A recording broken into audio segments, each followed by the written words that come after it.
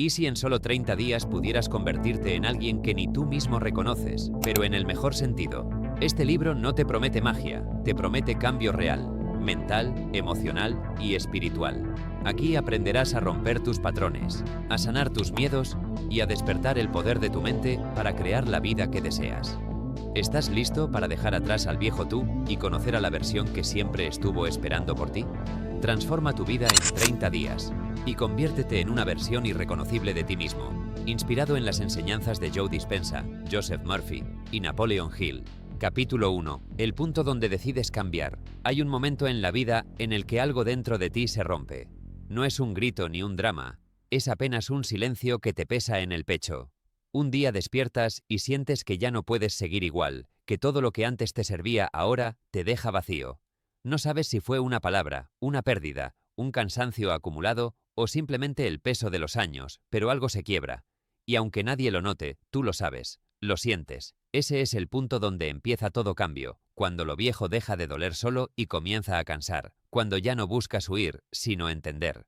Joe Dispenza decía que la verdadera transformación comienza cuando la mente se cansa de ser predecible. Y es verdad.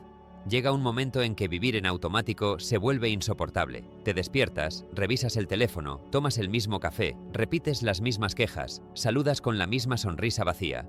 Y un día, mientras haces todo eso, sientes una especie de desagrado interno, no hacia el mundo, sino hacia ti. Es como si tu alma te dijera, esto ya no somos. En ese instante, aunque no lo sepas, tu vida empieza a moverse. No hacia afuera, sino hacia adentro.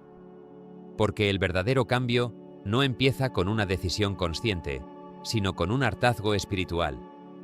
Una mujer que conocí, llamémosla simplemente ella, me contó una historia que aún recuerdo con un nudo en la garganta. Me dijo que llevaba años sintiéndose vacía, pero fingía estar bien. Trabajaba, reía, publicaba fotos con frases bonitas, pero cada noche lloraba sin saber por qué. Tenía todo lo que se supone que debía tener, me dijo, pero nada me llenaba. Un día, en medio del tráfico, mientras escuchaba un audiolibro de Brian Tracy que hablaba sobre responsabilidad personal, algo en su cabeza hizo clic. No fue una revelación divina ni un momento de iluminación, fue una frase sencilla: eres la escultora de tu propio destino. Ella lo escuchó, pero no como una frase más, sino como una verdad que la golpeó en el pecho. Se dio cuenta de que había pasado años esperando que alguien más la arreglara. Y por primera vez se sintió ridícula, pero también libre, porque entendió que nadie iba a venir a salvarla. Ese fue su punto de quiebre. A partir de ahí comenzó a cambiar, no de golpe, sino con pequeños actos de honestidad. Dejó una relación donde ya no era ella. Se mudó a un espacio más pequeño pero más suyo. Empezó a escribir lo que sentía sin tratar de hacerlo bonito. Y lo más importante, se permitió no tener respuestas. Como dijo Louise Hay, el punto de poder siempre está en el momento presente. Ella no lo sabía, pero estaba empezando a vivir desde ahí. A veces creemos que el cambio llega con una motivación enorme, con una meta, con un sueño, pero no. Llega con la tristeza, con ese cansancio de fingir, con esa mirada al espejo en la que te ves y ya no te reconoces, y te preguntas, ¿cuándo me perdí? ¿En qué momento dejé de ser quien era? ¿Por qué sigo aquí si ya no me siento viva? Nadie nos enseña a escuchar esas preguntas. Nos enseñan a distraernos de ellas. Pero ahí, justo en ese silencio incómodo, comienza el proceso. Porque cuando tu alma empieza a dolerte más que tu comodidad, es cuando por fin te atreves a moverte. Joseph Murphy decía que la mente subconsciente acepta cualquier idea que repitas con suficiente emoción. Y si llevas años repitiendo miedo, culpa o resignación, no puedes esperar despertar con plenitud. El cambio empieza cuando te haces consciente de lo que te estás diciendo sin palabras. Lo notas cuando te sorprendes hablándote con desprecio, cuando repites mentalmente, no puedo, ya es tarde, no sirvo para esto. Es ahí donde tienes que detenerte. Porque mientras sigas creyendo eso, seguirás creándolo. Ella, la mujer de la historia, me dijo que una noche se miró al espejo y se habló en voz alta. Se dijo, no sé quién eres, pero quiero conocerte. Esa fue su primera afirmación real. No un soy suficiente falso ni una frase sacada de internet, sino una declaración cruda y sincera. A partir de esa noche, empezó a tener conversaciones consigo misma. algunas llenas de enojo, otras de ternura. Se dio cuenta de que llevaba más de 10 años pidiéndole a los demás que la vieran cuando ella misma no se veía. Y así, poco a poco, empezó a escuchar su propia voz. Y ahí está la clave. Nadie puede cambiar su vida si no se escucha primero. Muchos quieren resultados rápidos, pero lo profundo no se acelera. La mente necesita tiempo para aceptar que merece otra historia. Y el cuerpo, acostumbrado al drama, se resiste. Por eso al principio todo se siente peor. Porque el alma comienza a limpiar. Como escribió Dispenza en Deja de ser tú, cuando decides cambiar, el cuerpo protesta, porque ha vivido mucho tiempo en un estado de adicción emocional al pasado. El miedo, la ansiedad y el dolor no son señales de fracaso, sino de transformación. Son los temblores de una identidad que se deshace. Y duele, claro que duele. Pero también libera. ¿Cuántas veces has sentido que no puedes más, y sin embargo sigues aquí? ¿Cuántas veces has querido huir y el universo te ha empujado a mirar dentro? Cada crisis tiene un propósito. Recordarte quién eras antes de volverte lo que los demás necesitaban. En ese punto de inflexión, cuando la vida parece desmoronarse, el alma está reconstruyéndose. No hacia la versión que sueñas, sino hacia la que realmente eres. Hay una frase de Hill que siempre me persigue. Dentro de cada adversidad, hay una semilla de beneficio igual o mayor. No lo entendí hasta que vi a esta mujer reconstruirse. Sus lágrimas se volvieron oración. Su enojo, energía, su miedo, claridad. Y eso es lo que pasa cuando decides cambiar. No te vuelves otra persona, te vuelves tú. Pero para eso hay que atravesar lo que has estado evitando. No hay transformación sin incomodidad, no hay renacimiento sin duelo. Capítulo 2. Lo que crees, creas. Hay una línea invisible que separa lo que vives de lo que piensas. No la ves, pero la sientes cada vez que algo se repite en tu vida y no sabes por qué. A veces parece que las mismas situaciones se disfrazan de nuevas personas, nuevos lugares o nuevas oportunidades, pero al final la sensación es la misma. El mismo miedo, la misma decepción, la misma historia con distinto rostro. Y no lo notas hasta que un día te preguntas con cansancio, ¿por qué siempre me pasa lo mismo? Esa es la pregunta que abre la puerta, porque no se trata de suerte ni de destino, se trata de creencia. Y lo que crees, inevitablemente, lo creas. Joseph Murphy decía que la mente subconsciente es como tierra fértil. Todo lo que siembras ahí, lo cosechas. No distingue entre una semilla de esperanza o una de miedo. Simplemente germina lo que le entregas. Y esa es una verdad tan sencilla como brutal. Porque mientras no seas consciente de lo que crees, estarás creando realidades que no deseas, pero que tu mente interpreta como normales. No porque te odie, sino porque cree que eso es lo que tú quieres, eso es lo que tú conoces. Conocí a una persona, no diré su nombre, pero su historia se parece a la de muchos, que había vivido toda su vida con la idea de que todo cuesta demasiado. Lo había escuchado desde niño, que la vida es dura, que nada llega fácil, que si algo se da rápido, algo malo traerá después. Creció viendo a sus padres luchar, romperse la espalda para sobrevivir, y aunque se prometió que él sería diferente, sin darse cuenta, heredó la misma creencia. Años después, tenía un buen trabajo, ganaba lo suficiente, pero cada vez que algo bueno llegaba, lo saboteaba. Una relación bonita, la arruinaba. Una oportunidad de ascenso, la rechazaba. Un proyecto grande, lo postergaba hasta perderlo. Cuando le pregunté por qué, me dijo con rabia, porque nunca confío en que las cosas sean tan fáciles. Y ahí estaba el problema. No era falta de capacidad, era falta de creencia. Él no creía merecer una vida ligera. Creía en el sacrificio como sinónimo de valor. Su mente lo protegía de lo que consideraba peligroso, la abundancia, la paz, la estabilidad. Porque para él, lo seguro era el esfuerzo, el drama, la lucha. Joe Dispenza escribió que tu personalidad crea tu realidad. Y esa personalidad no es más que el conjunto de tus pensamientos, emociones y hábitos. Si piensas con miedo, sientes con miedo y actúas desde el miedo, el resultado será una vida llena de situaciones que confirmen ese miedo. El universo no te castiga, solo responde a tu frecuencia. Y tu frecuencia es tu creencia más profunda. A veces creemos que pensamos de forma positiva, que deseamos cosas buenas, pero si dentro de ti hay una voz que susurra, esto no es para mí, yo no puedo, siempre me falla, Esa es la voz que manda, no tus palabras, sino tu convicción interna. Y ahí es donde empieza el trabajo real, no en forzarte a pensar distinto, sino en descubrir por qué crees lo que crees. A esa persona que te conté, lo invité a hacer un ejercicio simple inspirado en los métodos de Brian Tracy.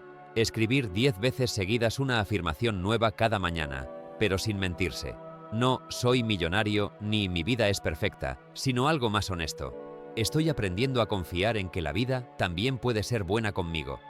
Al principio le sonaba tonto, pero con el paso de las semanas, algo empezó a cambiar, no en el mundo, sino en él. Empezó a dejar de justificar su sufrimiento, empezó a no necesitar tanto el drama para sentirse vivo. Y cuando eso cambió, todo cambió. Le ofrecieron un nuevo proyecto que aceptó sin miedo. Conoció a alguien con quien ya no buscaba validación, sino conexión, y empezó a dormir mejor. ¿Qué pasó? Que su mente dejó de crear desde la carencia y empezó a crear desde la posibilidad.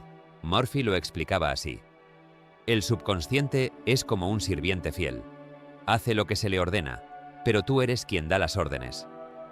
El problema es que la mayoría no sabe lo que está ordenando. Si cada mañana te miras al espejo y tu primer pensamiento es «no puedo más», esto no va a cambiar. Otra vez lo mismo, estás ordenando más de eso. No porque seas débil, sino porque estás programado y nadie te enseñó a reprogramarte. ¿Te has dado cuenta de cómo a veces te preparas más para perder que para ganar? Guardas dinero por si todo sale mal, pero no porque confíes en que saldrá bien. Te despides de alguien pensando «seguro se va a ir». Y cuando se va, dices, lo sabía. Pero en realidad, lo decretaste sin darte cuenta. La vida no te está castigando, solo está obedeciendo tus decretos. Hay algo muy poderoso que aprendí leyendo a Hill en Burlar al Diablo. Él decía que el pensamiento dominado por el miedo se convierte en el peor enemigo del hombre. Y eso se nota en cómo vivimos. Nos hemos acostumbrado a crear desde la desconfianza. Creemos más en el problema que en la solución. Decimos, voy a intentarlo. Pero por dentro pensamos, seguro no puedo. Queremos paz, pero creemos que hay que pelearla. Queremos amor, pero creemos que duele. Queremos dinero, pero creemos que corrompe. Y así, nos movemos por el mundo con intenciones nobles, pero con creencias que las contradicen. El cambio no se da con frases bonitas ni con pensamientos rápidos, sino con observación honesta. Empieza preguntándote, ¿qué creo realmente sobre mí? No lo que digo, sino lo que siento cuando algo bueno me pasa. ¿Creo que lo merezco o me da miedo perderlo? ¿Creo que puedo sostener una vida plena o aún creo que debo pagar con sufrimiento? Una vez escuché a una persona decir algo que nunca olvidé. Cada vez que me iba bien, me sentía culpable. Esa frase resume lo que muchos viven sin admitirlo. Culpabilidad por tener, por estar bien, por ser feliz, mientras otros sufren. Pero la culpa también es una creencia. Una forma inconsciente de decirle al universo, no me des tanto, no soy digna de tanto. Y el universo, obediente, te da menos. Lo más duro de cambiar una creencia es que se siente como traicionar tu pasado. Como si dejar de sufrir significara olvidar a quienes te enseñaron a hacerlo. Pero no los traicionas. Los honras al romper el ciclo. No necesitas repetir su historia para amarlos. Puedes agradecerles lo que te enseñaron y elegir distinto. Como dijo Dispenza, no puedes crear un nuevo futuro si sigues viviendo en el pasado. Esta persona que te conté lo entendió un día en el que todo parecía salirle mal. Se quedó sin trabajo y en lugar de hundirse, respiró. Me dijo, por primera vez no sentí miedo, sentí curiosidad. Pensé, ¿qué oportunidad me está mostrando esto? Esa frase me impactó. Porque ahí entendí que había cambiado su sistema de creencias. Ya no veía las caídas como castigos, sino como direcciones. Ya no veía la pérdida como señal de que el mundo estaba en su contra, sino como una oportunidad para confiar. Y cuando confías, creas desde otro lugar. Las creencias no se cambian de la noche a la mañana, se erosionan con consciencia. Se desgastan cada vez que eliges diferente, aunque sea un poco. Cada vez que dices, sí puedo, aunque la mente dude. Cada vez que agradeces sin tener aún el resultado, cada vez que te hablas con amabilidad, aunque no te salga natural. Ese es el trabajo invisible que lo cambia todo. Murphy también escribió algo que parece simple, pero es una ley. Tu vida es lo que tu mente cree que es.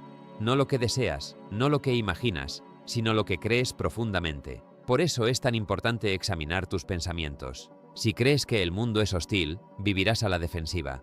Si crees que el amor hiere, te rodearás de heridas. Si crees que el dinero es malo, lo rechazarás sin darte cuenta.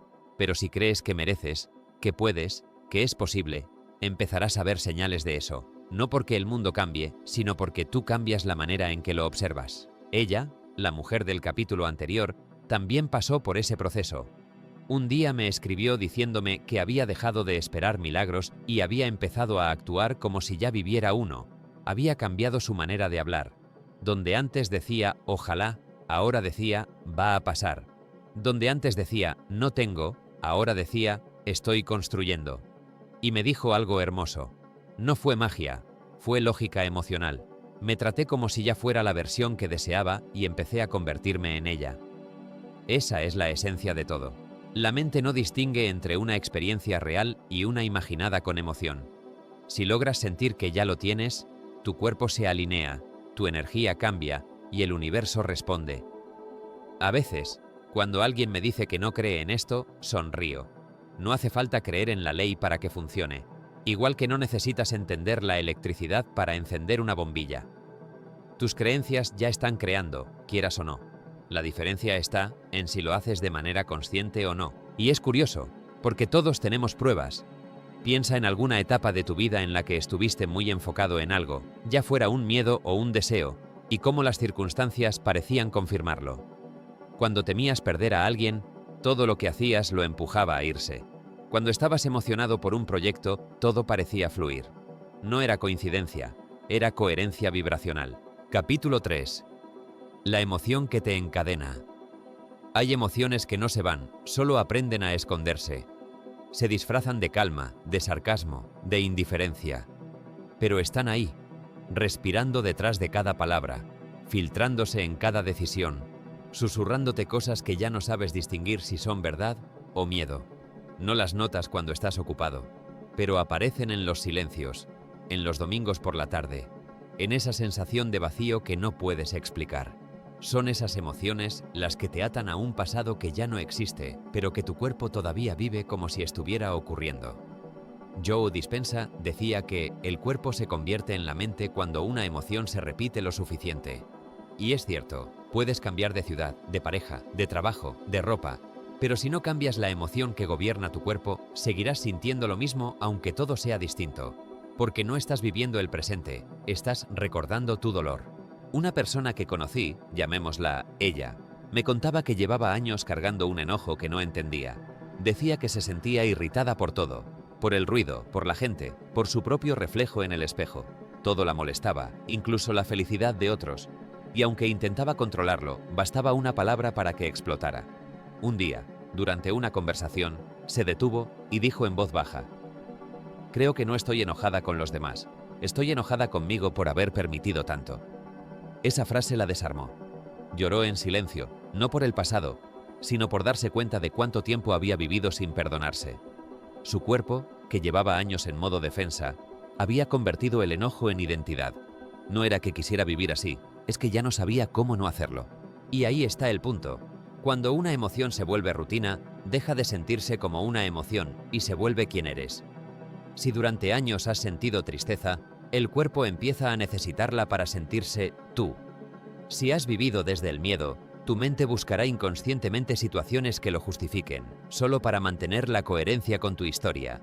Es lo que Dispenza llama la adicción emocional al pasado.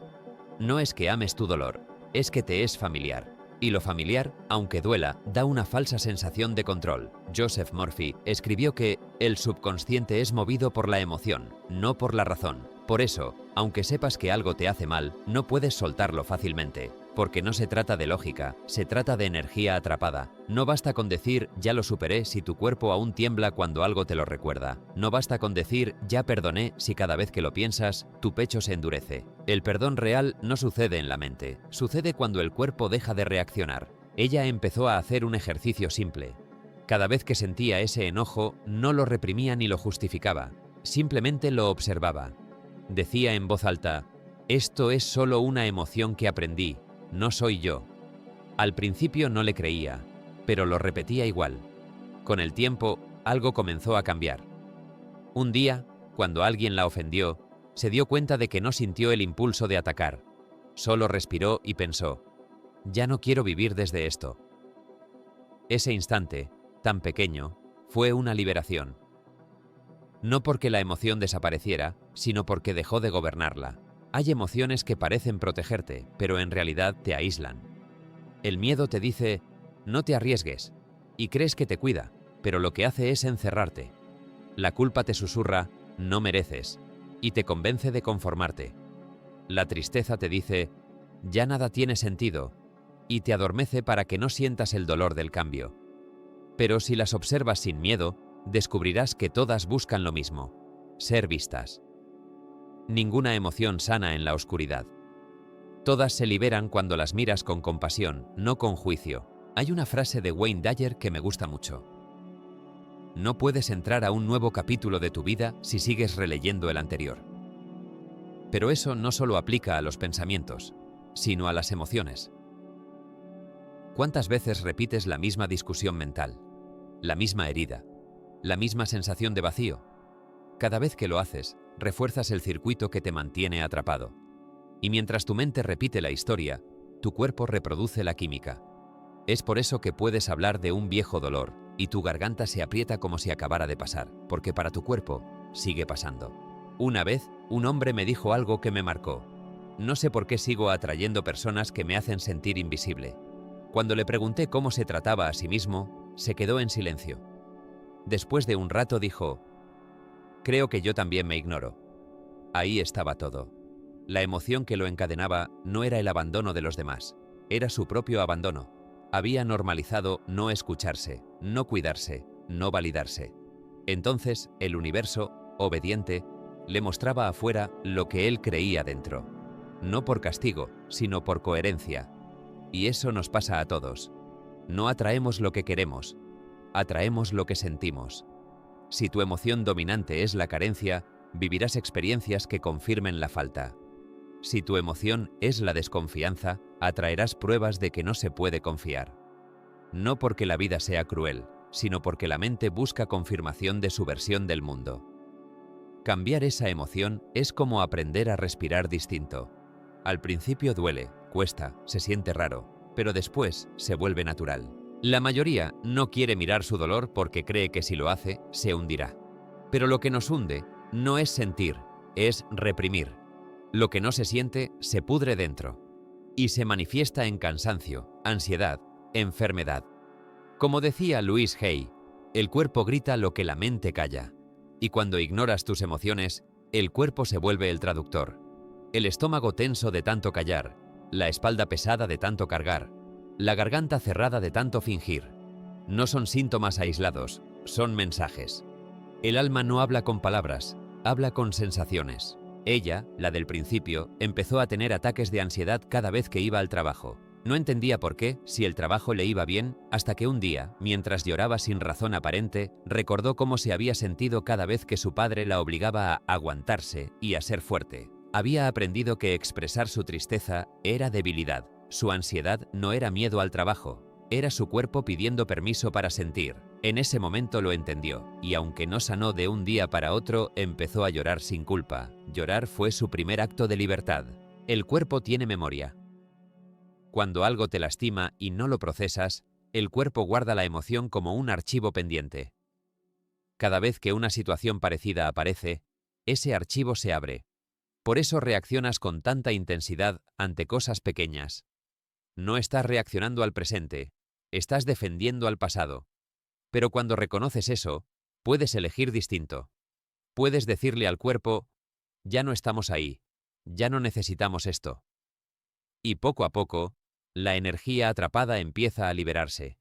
Murphy decía que una nueva idea, aceptada emocionalmente, sustituye a la vieja. Es decir, no basta con entenderlo, tienes que sentirlo diferente. Por eso la sanación no está en repetir afirmaciones vacías, sino en vivir nuevas experiencias que contradigan tus viejas emociones. Si toda tu vida sentiste rechazo, busca momentos donde seas aceptado y permite que esa sensación te atraviese.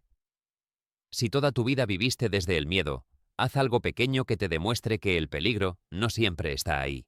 Cada vez que vives algo diferente y lo sientes de verdad, tu cuerpo empieza a reescribir su historia. Una mujer me dijo una vez, creo que tengo miedo de ser feliz, porque cuando lo soy, algo malo pasa. Esa creencia había tejido su vida como una trampa invisible. Celebraba algo y enseguida se preparaba para perderlo. Su emoción dominante era la anticipación del dolor. Hasta que un día decidió probar lo contrario. En lugar de esperar el golpe, eligió quedarse en la alegría. Me contó que cada vez que aparecía el pensamiento «esto no puede durar», lo reemplazaba con «¿y si sí?». Al principio le sonaba absurdo, pero poco a poco su cuerpo dejó de tensarse. Comenzó a confiar en lo que sentía. Y ahí, sin darse cuenta, empezó a crear otra vibración. Joe Dispenza explica que, cuando cambias la emoción que sostiene un pensamiento, cambias la frecuencia de la realidad que experimentas. Es decir, no basta con pensar distinto, hay que sentir distinto. Porque puedes decir «soy abundante» 1000 veces, pero si en el fondo sientes miedo, el universo responde a la emoción, no a la palabra. Por eso los cambios reales se sienten antes de verse. Y si te preguntas cómo liberar esa emoción que te encadena, la respuesta no es luchar contra ella, sino abrazarla. Porque el rechazo solo la fortalece. Cada vez que digas «no quiero sentir esto», lo estás sosteniendo. Pero si dices «sí, lo siento» y está bien, empieza a disolverse. La emoción no busca quedarse, busca ser reconocida. Capítulo 4. Romper el hábito de ser tú. Hay una parte de ti que no cambia porque cree que ya se conoce.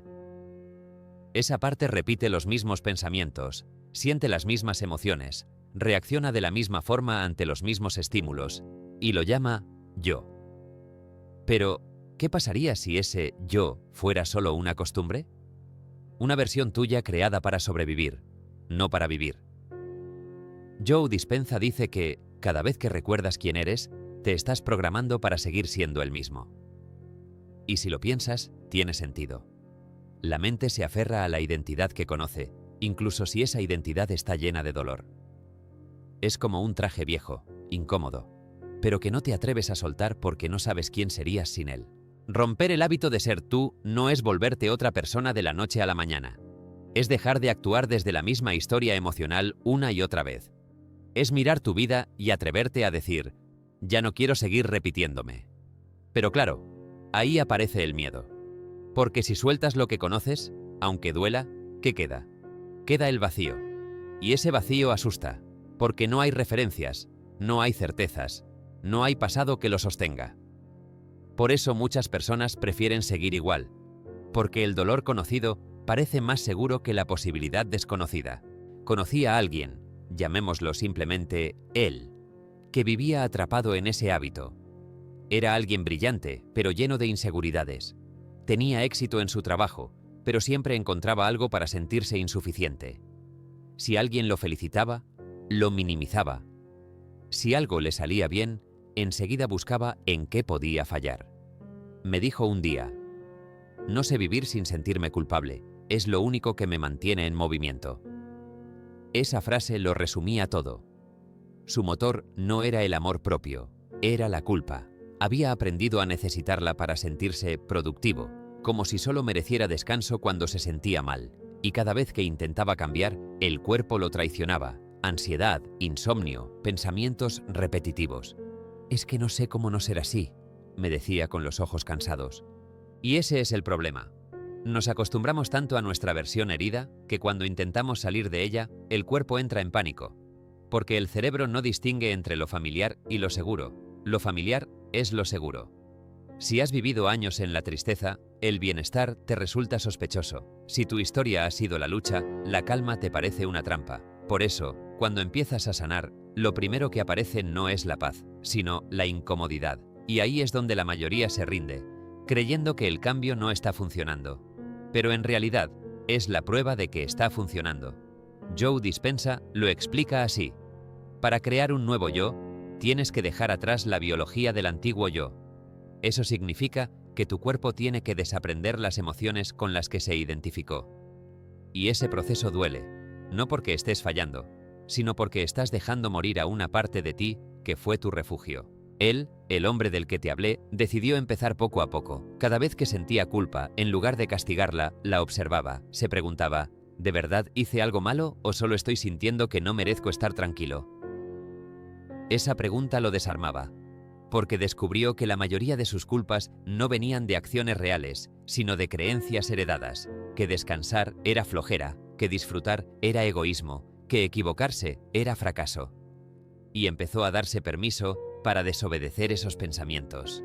Un día, sin avisar a nadie, apagó el teléfono, se fue al parque y se quedó horas sentado mirando los árboles. Me dijo después: sentí que algo dentro de mí se rompía y se aliviaba al mismo tiempo.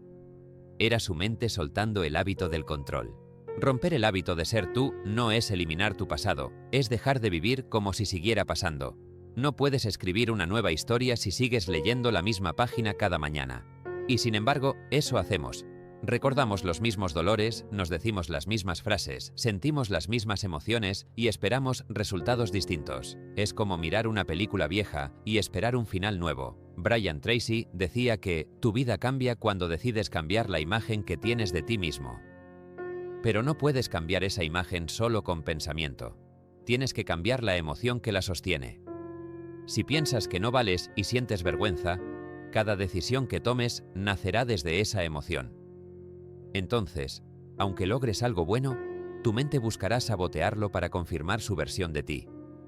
Por eso no basta con decir, voy a pensar distinto, hay que sentir distinto. ¿Y cómo se siente distinto? Haciendo lo opuesto a lo que tu vieja versión haría. Si tu yo antiguo se callaba para evitar conflicto, tu nuevo yo habla. Si antes pedías perdón por existir, ahora te sostienes sin excusas. Si antes huías del amor por miedo, ahora te permites quedarte. Pero al hacerlo, el cuerpo protesta, porque esa vieja identidad no se rinde sin lucha. Te lanza pensamientos como, esto no eres tú, vas a perderlo todo, nadie te va a entender. Y ahí necesitas recordar, esos pensamientos no son profecías, son mecanismos de defensa, son la mente tratando de salvar su vieja forma.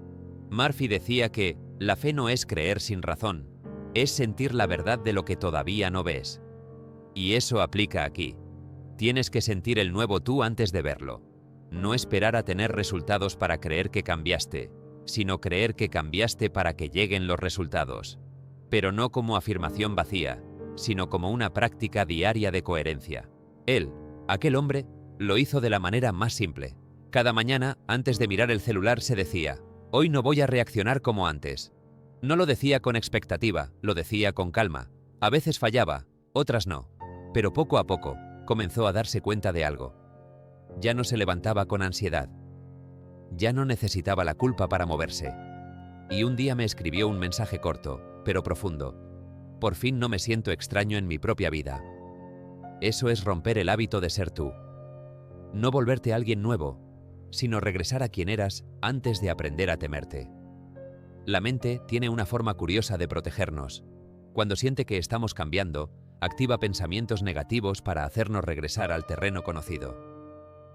Es como un guardián que no sabe que ya no hay peligro. Por eso, cuando empieces a transformarte, no te sorprendas si de pronto te invade el desánimo, la duda o el cansancio. Es la mente probando si realmente elegiste distinto. No te pelees con eso. Observa, agradece y sigue. A veces, romper el hábito de ser tú se siente como traicionar tu historia, porque implica soltar roles que te daban identidad. El hijo que siempre salva a todos, la mujer que nunca dice no, el hombre que siempre debe ser fuerte. Pero no viniste a sostener versiones ajenas de ti, viniste a recordarte. No viniste a repetir la historia de tu familia, ni a pagar con sufrimiento lo que otros no sanaron. Viniste a interrumpir el patrón. Y eso requiere coraje, porque vas a sentirte solo en algunos momentos. Pero esa soledad es el puente hacia tu libertad. Joe Dispenza dice que tu futuro ya existe en el campo cuántico, esperando a que tú te sintonices con él. Suena místico, pero es simple. La versión de ti que deseas ya está ahí, esperando que dejes de ser quien no eres. No tienes que inventarte, solo dejar de mentirte. Y para eso necesitas silencio.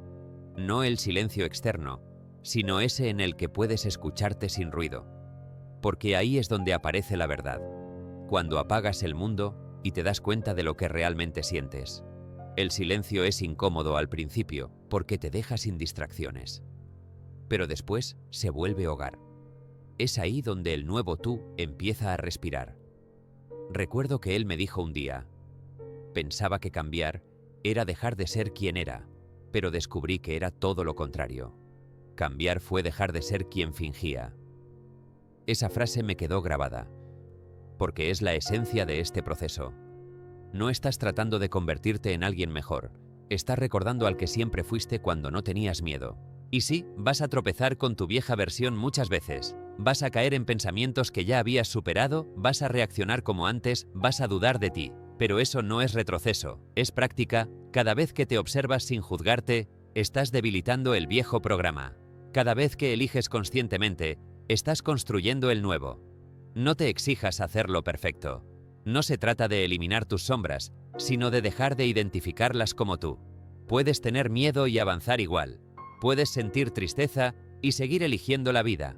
Porque el cambio no se mide por cuántas veces caes, sino por cuántas veces eliges levantarte distinto. Romper el hábito de ser tú es un acto de honestidad brutal. Significa mirar de frente tus patrones, tus excusas, tus heridas, y decirles, ya no me gobiernan. Significa perdonarte por no haber sabido hacerlo antes, y agradecerte por seguir intentando. Significa entender que tu identidad no está en lo que logras, sino en lo que eres capaz de sentir sin destruirte. Y cuando logras eso, el mundo empieza a responder diferente. No porque haya cambiado mágicamente, sino porque tú dejaste de reaccionar igual. Ya no atraes el mismo tipo de personas, ya no aceptas el mismo tipo de dolor, ya no buscas aprobación. Empiezas a vibrar desde otro lugar, el de la verdad. Y la verdad, aunque duela, siempre libera. Capítulo 5. El poder del silencio interno. Hay un momento en la vida en que el ruido deja de venir de afuera. Viene de adentro. No es la música del vecino, ni el tráfico, ni las voces ajenas. Es la tuya. Es esa voz que no calla, que te cuestiona, que te exige, que te recuerda lo que hiciste mal y lo que todavía no logras. Esa voz que te acompaña a todos lados, aunque no quieras escucharla. A veces te habla con miedo, otras con rabia, otras con tristeza. Pero siempre está ahí, como una radio encendida que no puedes apagar. Vivimos tan acostumbrados a ese ruido que olvidamos cómo se siente el silencio. No el silencio de no hablar, sino el silencio de estar en paz contigo. Ese silencio que no depende de que todo esté bien afuera, sino de que haya calma adentro. Joe Dispenza decía que, cuando logras silenciar la mente, abres la puerta al campo de las infinitas posibilidades. No lo decía como metáfora, lo decía como una realidad biológica. Cuando el cerebro deja de repetir los mismos pensamientos, deja de producir las mismas emociones, y ahí comienza el cambio. Pero callar la mente no es luchar contra ella. No se trata de forzar el silencio, sino de permitir que el ruido se disuelva al observarlo. Porque el ruido no se apaga con más ruido, se apaga con presencia. Conocí a una mujer que me contó que no soportaba el silencio. Desde niña, su casa siempre estaba llena de gritos, discusiones, televisión encendida. Cuando creció, sin darse cuenta, replicó ese caos. Siempre necesitaba algo: música, gente, tareas, cualquier cosa que la mantuviera ocupada. Me dijo, si no hago nada, me desespero. Empiezo a pensar demasiado. Pero un día, su cuerpo se detuvo por ella. Un episodio de ansiedad la dejó sin aire y sin fuerza.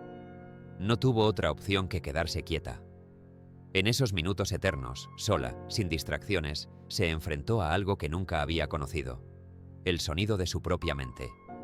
Dijo que fue aterrador al principio, pero después de unos días de silencio, comenzó a sentir algo diferente: claridad.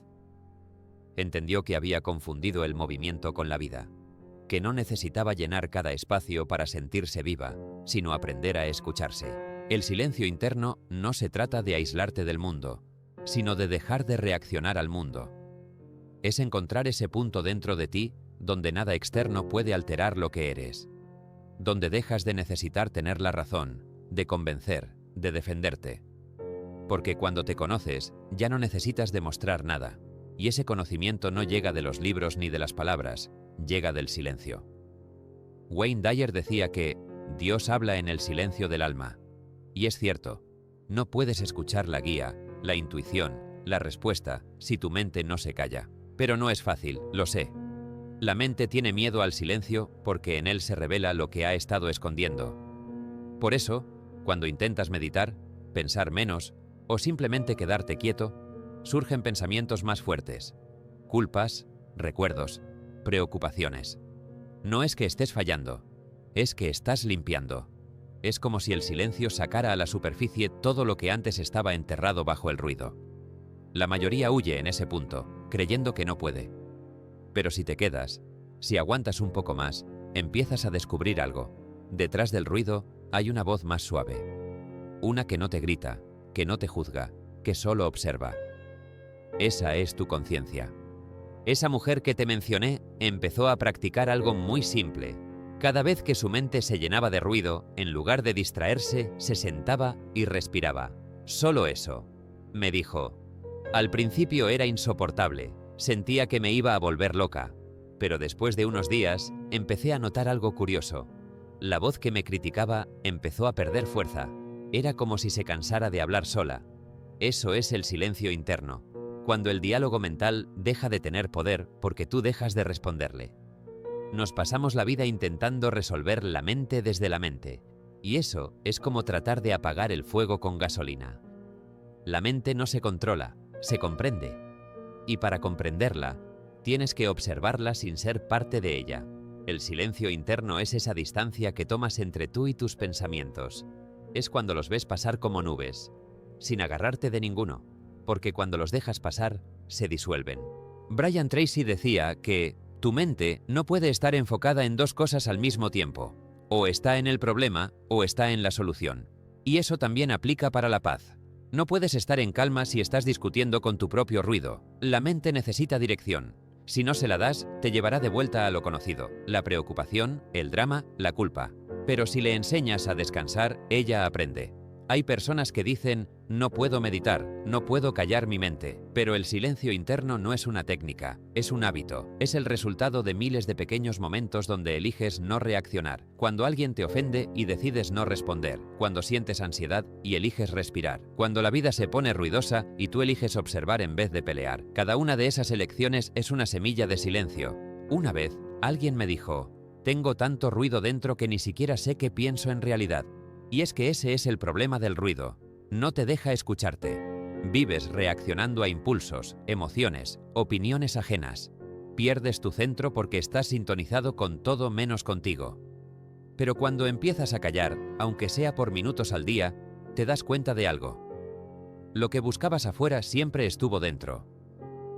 Joseph Murphy escribió que la mente subconsciente actúa más eficazmente cuando está en calma. Y lo comprobé en esa mujer. Después de semanas de silencio, comenzó a tomar decisiones con más claridad. Dijo que antes todo le parecía complicado, pero que ahora las respuestas simplemente llegaban. No porque la vida se volviera fácil, sino porque ella aprendió a escuchar su intuición. Ya no reacciono, respondo, me dijo un día, sonriendo con serenidad. Esa es la diferencia entre el ruido y la presencia. El silencio no es pasividad, es poder. El ruido busca controlar. El silencio observa. El ruido quiere tener razón. El silencio quiere comprender. El ruido viene del ego. El silencio del alma. Cuando aprendes a vivir desde ahí, ya no te importa tanto lo que pasa, sino cómo eliges vivirlo. Y eso cambia todo. Hay días en que la mente vuelve a gritar, en que las viejas voces regresan, recordándote miedos o culpas. Pero cuando has probado el silencio, ya no te asustan. Las dejas hablar. Sabes que son solo ecos del pasado, y los ecos, si no los repites, se apagan solos. En la vida diaria, el poder del silencio se nota en lo simple, en cómo reaccionas ante un problema, en cómo escuchas a los demás, en cómo te hablas a ti mismo. Cuando hay silencio interno, las palabras ajenas ya no hieren tanto, los errores ya no pesan tanto, las expectativas ya no dominan. Empiezas a responder con calma, no porque no sientas, sino porque ya no necesitas defenderte. La mujer del ejemplo me contó algo que me conmovió. Un día, su madre, con quien tenía una relación difícil, la llamó para discutir. Ella, por primera vez, no respondió desde el impulso. Solo escuchó. No dijo nada. Me dijo, al principio me sentía culpable por no defenderme, pero después entendí que el silencio también es una respuesta. No se trataba de quedarse callada por miedo, sino de no alimentar el conflicto. Cuando terminó la llamada, no sintió enojo, sintió paz. Me dijo: por fin entendí que no tengo que ganar todas las batallas. Algunas se ganan no peleando. Ese es el poder del silencio. Te saca del juego del ego, te recuerda lo que importa. Porque mientras discutes, pierdes energía. Mientras te defiendes, olvidas quién eres. Mientras hablas desde la herida, sigues creando más heridas. Pero cuando eliges el silencio, algo cambia. No afuera, sino adentro. Es como si el alma dijera: por fin, ahora puedo hablar yo. Dispenza enseña que cuando logras entrar en el vacío, ese espacio de quietud absoluta, es donde la creación ocurre. Porque el vacío no está vacío, está lleno de energía. Es el lugar donde la mente racional se rinde y el alma toma el mando. Y aunque suene místico, todos lo hemos sentido alguna vez. Ese momento en que miras el cielo, o el mar, o a alguien que amas, y por unos segundos no piensas en nada, solo sientes. Eso es silencio interno. En esos instantes no hay miedo, no hay pasado, no hay futuro, solo hay presencia. Quizás lo más difícil del silencio es que te enfrenta a lo que eres sin adornos. No hay distracciones, no hay excusas, solo tú, contigo. Y a veces eso duele, porque ves lo que has evitado por años, tus heridas, tus contradicciones, tus mentiras. Pero si te atreves a quedarte, si no huyes, el dolor se transforma en entendimiento, y el entendimiento en compasión, y la compasión en paz. Capítulo 7. El miedo, tu mayor maestro. El miedo no es tu enemigo, aunque así lo hayas sentido toda la vida. Es una energía que vino a mostrarte lo que aún no sabes de ti. Lo que te detiene no es el miedo, sino la forma en que lo interpretas. Porque el miedo no aparece para destruirte, aparece para enseñarte dónde todavía no confías. En palabras de Joe Dispenza, el cuerpo se convierte en la mente cuando vives en miedo, y esa emoción empieza a gobernar cada pensamiento, cada decisión, cada silencio. Tu sistema nervioso deja de responder al presente y solo repite el pasado. Y ese pasado es el miedo. Durante años, creí que superar el miedo era eliminarlo. Hoy entiendo que se trata de atravesarlo, de convertirlo en un maestro. Hay personas que pasan toda su vida evitando lo que temen, y en ese intento construyen una vida sin alma. El miedo, cuando se ignora, se convierte en una cárcel, pero cuando se comprende, se vuelve brújula, te muestra el camino exacto hacia la libertad. Recuerdo el caso de una mujer que conocí hace unos años. Su vida parecía perfecta, tenía trabajo, pareja, una rutina estable. Pero dentro de sí, todo era ruido. Tenía miedo constante de perder lo que tenía, miedo de enfermar, miedo de ser rechazada, miedo de no ser suficiente. No podía descansar. Su cuerpo siempre estaba tenso, su mente siempre en alerta. Cada pensamiento terminaba en «¿y si?». Vivía esperando que algo malo pasara. Hasta que un día, efectivamente, pasó. Su pareja la dejó, su salud se desplomó y sintió que todo lo que temía se cumplía. Pero en medio de ese colapso, algo cambió. Me dijo: me di cuenta de que lo que más temía no era perder a los demás, era perderme a mí misma. Y eso ya había pasado hacía años. Esa frase me quedó grabada. Porque el miedo más grande no es al fracaso, ni al rechazo, ni a la muerte. Es al vacío interno que aparece cuando dejas de reconocerte. Joe Dispenza dice que cuando vives en un estado de miedo constante, tu cuerpo se programa para sobrevivir. El corazón late rápido, la adrenalina se eleva y cada célula aprende a defenderse, no a crear. Y ahí está el punto. El miedo no solo vive en la mente, también vive en el cuerpo. Es una memoria física. Por eso no basta con pensar en positivo. El cuerpo tiene que desaprender lo que el miedo le enseñó. Tienes que reprogramarlo, hacerlo sentir seguro en lo desconocido. Aquel día, ella decidió hacer algo diferente. En vez de huir de su miedo, se sentó con él. Se permitía sentirlo sin juicio, respirando lento, hasta que el cuerpo dejaba de pelear.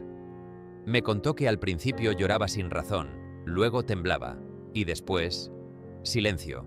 No el silencio vacío, sino el que viene cuando algo dentro de ti se rinde y acepta. Ahí empezó su transformación. No cambió su vida de inmediato, pero sí cambió su forma de habitarla. Cuando entiendes el miedo, ves que es solo una señal de expansión. Cada vez que aparece, te está diciendo: estás cruzando los límites de tu antigua identidad. El miedo no aparece en lo que conoces, aparece en lo que estás a punto de descubrir. Entonces, ¿por qué huir de él si es precisamente el anuncio de tu crecimiento? Napoleón Hill, en Burlar al Diablo, decía que el miedo es la herramienta más poderosa del diablo, porque paraliza la mente y corta la conexión con el propósito. Cuando tienes miedo, pierdes la visión. Ya no ves oportunidades, solo amenazas. Ya no escuchas la intuición, solo la voz del peligro. Y lo peor, comienzas a creer que el miedo eres tú. Pero no lo eres. Eres el que lo observa. Eres el que puede transformarlo. A veces, el miedo no se muestra con gritos ni sudor. A veces se disfraza de duda, de indecisión, de apatía. Es esa sensación de que no estás listo todavía. Pero nunca vas a estarlo si esperas a no sentir miedo. La mente buscará siempre excusas para postergar el salto. El miedo no desaparece antes del salto, desaparece después, porque el coraje no es la ausencia de miedo, es moverte aún temblando. Recuerdo otra historia, un hombre que quería dejar su trabajo y dedicarse a lo que realmente amaba, la pintura, pero cada vez que lo intentaba, su cuerpo se paralizaba. Sentía que algo dentro lo detenía, que no podía avanzar. En terapia descubrió que su padre, cuando era niño, solía repetirle: los artistas se mueren de hambre. Ese miedo no era suyo, era heredado, pero su cuerpo lo había convertido en verdad. Cada vez que tomaba un pincel, su sistema nervioso revivía aquella advertencia como si fuera una amenaza real. Cuando comprendió eso, no intentó eliminar el miedo, lo honró. Empezó a hablarle al cuerpo: gracias por intentar protegerme, pero ahora ya no necesito ese miedo para sobrevivir. Y con práctica, el cuerpo entendió. Lo que antes era bloqueo se transformó en impulso. Hoy, años después, vive de su arte. No porque desapareciera el miedo, sino porque aprendió a usarlo como señal. Si me asusta, es por ahí. Mark Manson decía que el coraje no es no sentir miedo, es actuar aunque lo sientas. Y también que el crecimiento no ocurre cuando todo está bien, sino cuando aceptas lo incómodo. Porque el miedo no se vence con fuerza, se disuelve con comprensión. Cuando lo miras con honestidad, te das cuenta de que no hay monstruo, solo una parte de ti que pide amor. Piensa en esto. ¿Cuántas decisiones no has tomado por miedo? ¿Cuántas oportunidades has dejado pasar esperando sentirte seguro? ¿Y si la seguridad nunca llega? Porque está del otro lado del salto. El miedo es el guardián de tus nuevas versiones. Si no lo enfrentas, no las conoces. Si lo evitas, repites la vida vieja con distintos escenarios. Por eso, lo más honesto que puedes hacer es preguntarte: ¿a qué le tengo miedo realmente? ¿A fallar o a descubrir que puedo lograrlo? La mujer de la primera historia me dijo algo tiempo después que me hizo pensar: ya no me da miedo sentir miedo. Ese es el punto de libertad. Cuando dejas de luchar con él, se transforma en maestro. Te enseña paciencia, humildad, presencia. Te muestra que no controlas la vida, pero sí puedes decidir cómo vivirla. Dispenza lo explica desde la neurociencia. Si puedes sentir la emoción del futuro antes de que suceda, estás reprogramando tu cuerpo para un nuevo destino. Eso también aplica al miedo. Si puedes observarlo sin identificarte, si puedes sentirlo sin huir, estás reeducando tu biología. Estás diciéndole a tu cuerpo: esto ya no es peligroso, esto es crecimiento. Y el cuerpo aprende. Capítulo 8. Visualiza hasta que se vuelva real. Todo lo que alguna vez ha existido en el mundo, antes fue una imagen en la mente de alguien. Antes de que existiera una casa, alguien la imaginó.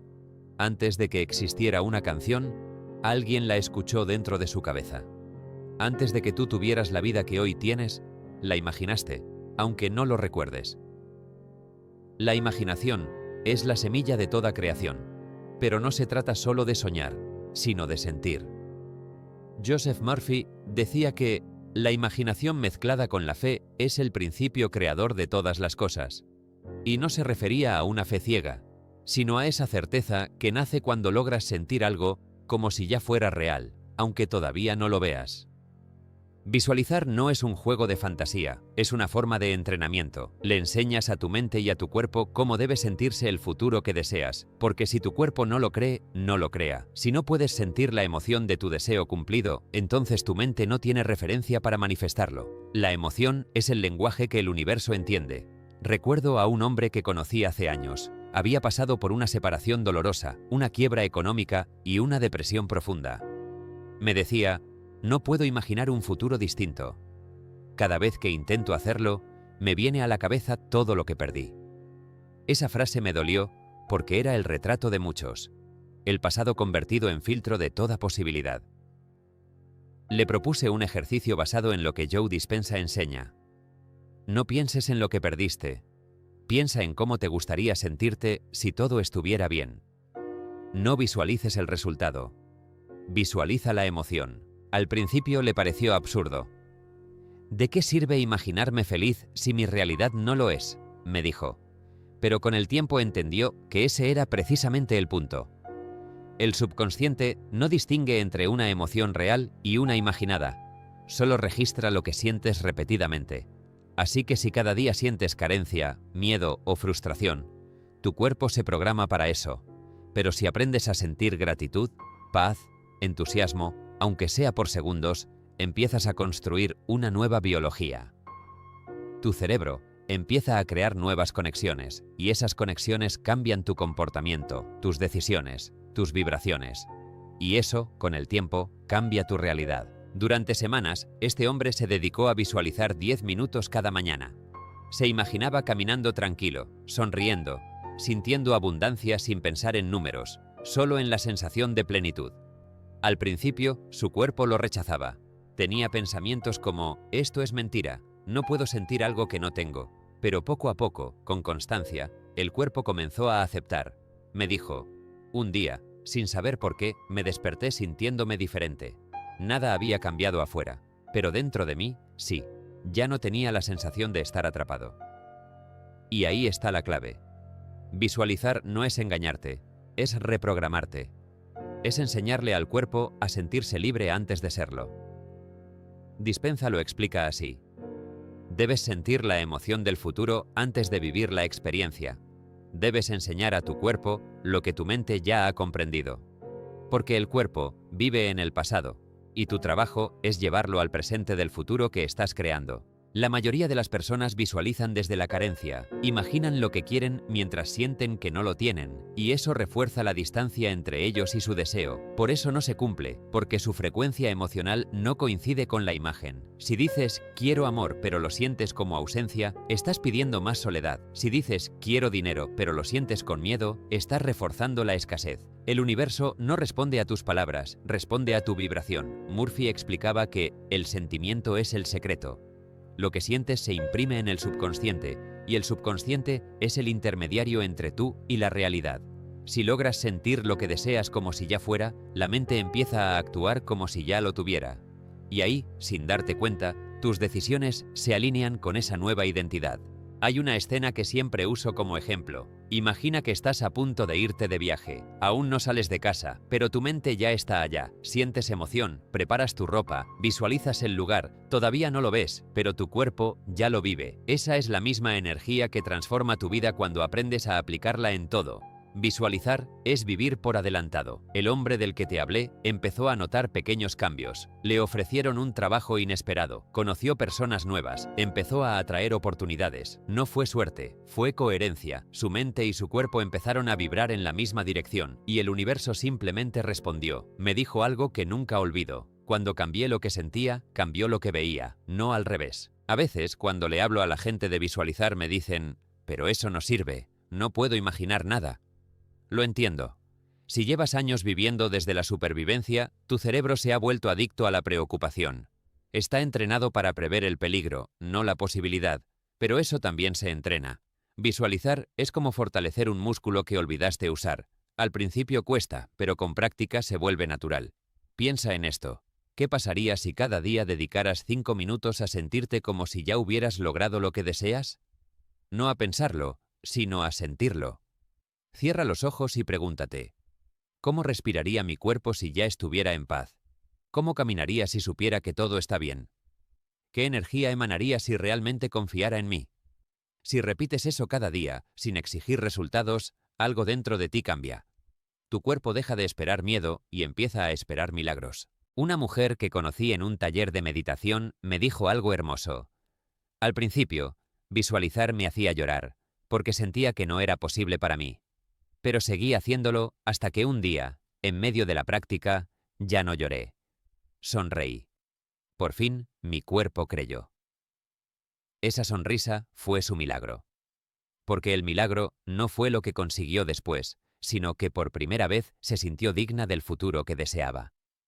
Neville Goddard enseñaba que la imaginación crea la realidad.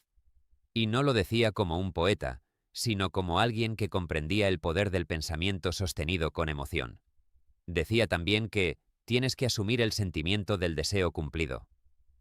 No se trata de visualizar desde la necesidad, sino desde la certeza, como quien sabe que el sol saldrá aunque el cielo esté nublado. Y aquí viene algo profundo. Cuando visualizas con coherencia, no solo atraes cosas, te transformas. Porque para mantener esa visión viva, debes convertirte en alguien que vibra distinto. No puedes imaginar abundancia y seguir hablando de escasez. No puedes visualizar amor y seguir actuando desde la herida. La visualización te obliga a alinearte con la mejor versión de ti.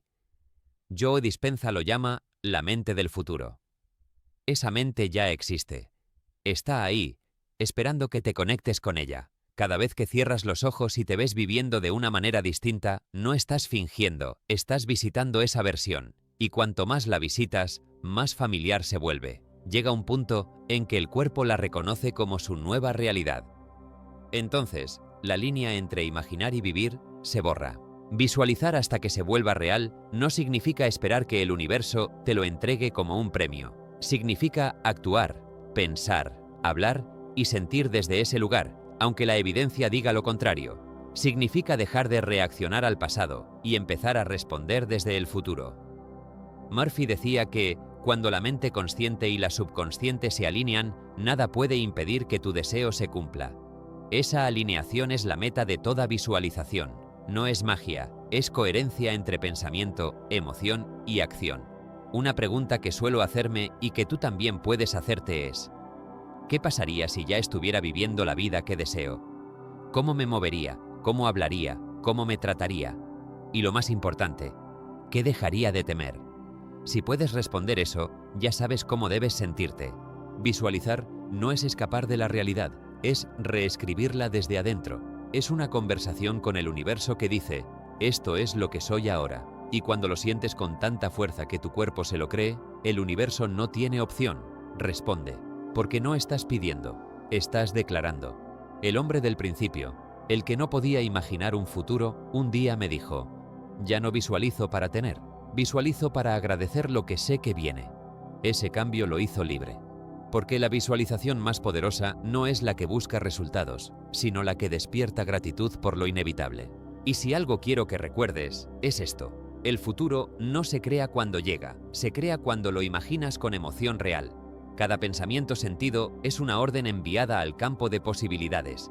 Así que no dejes de imaginar, no para huir del presente, sino para transformarlo. Visualiza hasta que se vuelva real, hasta que tu mente y tu cuerpo se unan en la misma frecuencia, hasta que un día, al mirar tu vida, te des cuenta de que aquello que alguna vez solo existía en tu mente, ahora te mira de vuelta. Capítulo 9.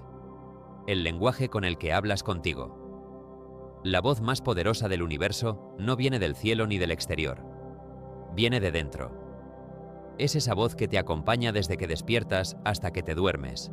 Esa que te susurra cuando te miras al espejo, que te critica cuando fallas o te consuela cuando nadie más puede hacerlo. Esa voz eres tú, pero también es la suma de todo lo que aprendiste a creer sobre ti. Es tu madre diciéndote: sé fuerte, tu padre pidiéndote: no llores, tus maestros corrigiendo tus errores, tus amigos riéndose de tus inseguridades.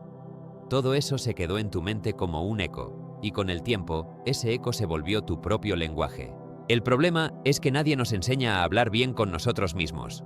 Nos enseñan a hablar con los demás, a ser educados, a tener tacto, pero no a tratarnos con amor. Nos acostumbramos a insultarnos en silencio. ¡Qué tonto! Otra vez fallaste. Nunca haces nada bien.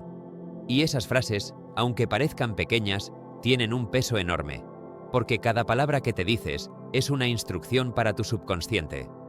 Joseph Murphy lo explicó así: tu subconsciente acepta como verdad todo lo que le repites con emoción y lo convierte en realidad.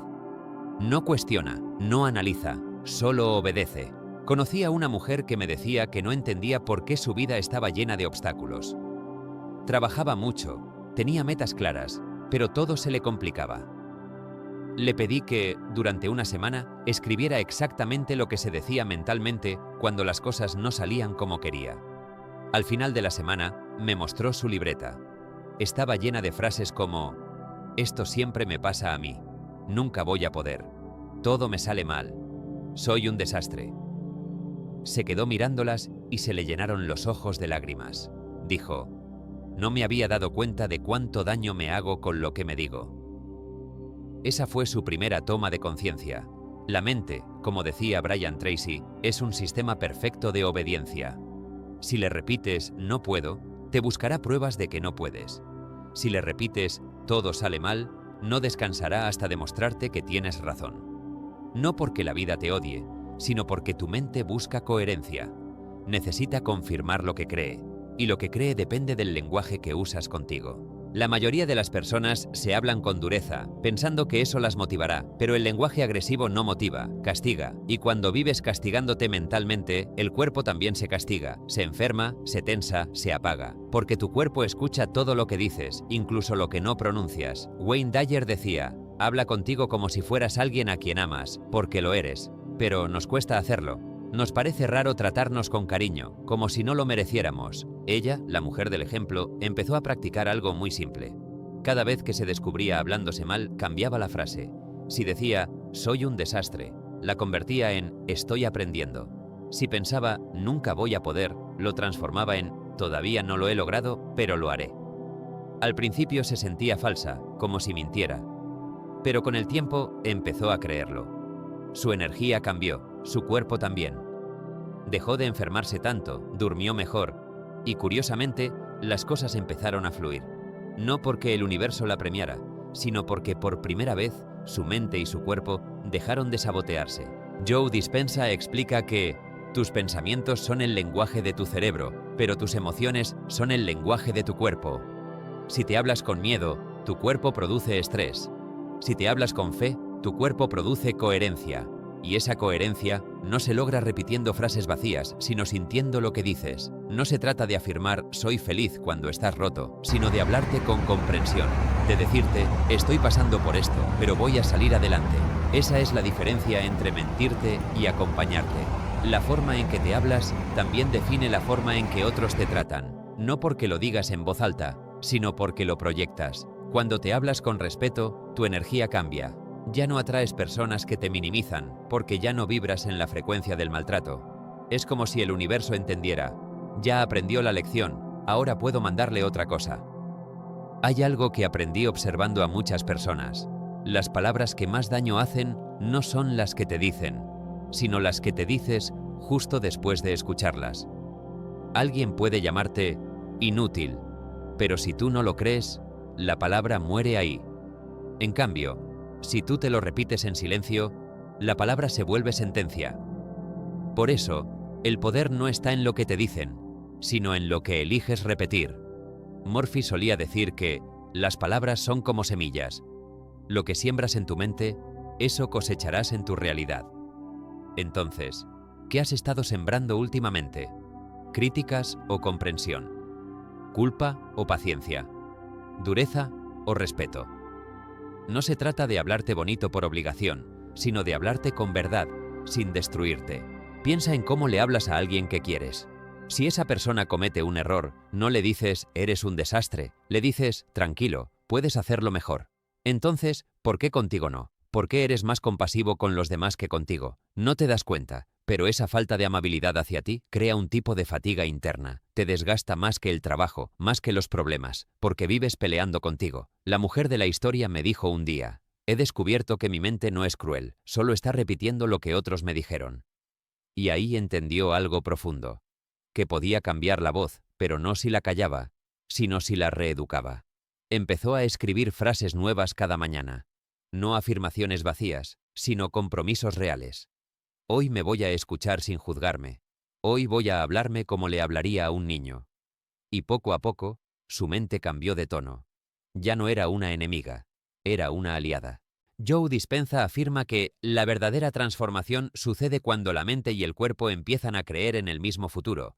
Y eso solo ocurre cuando el lenguaje interno deja de contradecirte. No puedes desear amor y repetirte, nadie me quiere. No puedes buscar éxito y decir, nunca me sale nada bien. No puedes sanar si cada día te dices, estoy enfermo. Las palabras que usas son comandos, y el cuerpo obedece. Pero cambiar tu lenguaje interno no es forzarte a pensar bien. Es darte cuenta de cómo te estás hablando sin darte cuenta. Es observarte cuando fracasas, cuando te equivocas, cuando tienes miedo. Porque ahí se muestra tu lenguaje real, no el que usas en redes, sino el que usas cuando estás solo. Una persona que conocí hace tiempo me dijo, he notado que mi mente me grita cosas que yo nunca me atrevería a decirle a alguien más. Y es cierto. Le decimos a nuestra mente palabras que jamás pronunciaríamos hacia un amigo.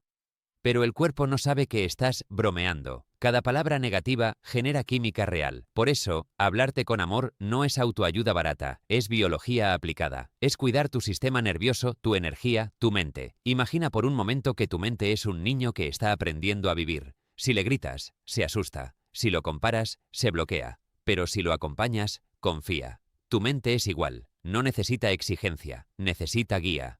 No necesita que la insultes, necesita que le enseñes otro tono. Empieza con lo simple. Cambia un no puedo por voy a intentarlo. Cambia un esto me cuesta por esto me está enseñando. Cambia un no sirvo para esto por aún estoy aprendiendo.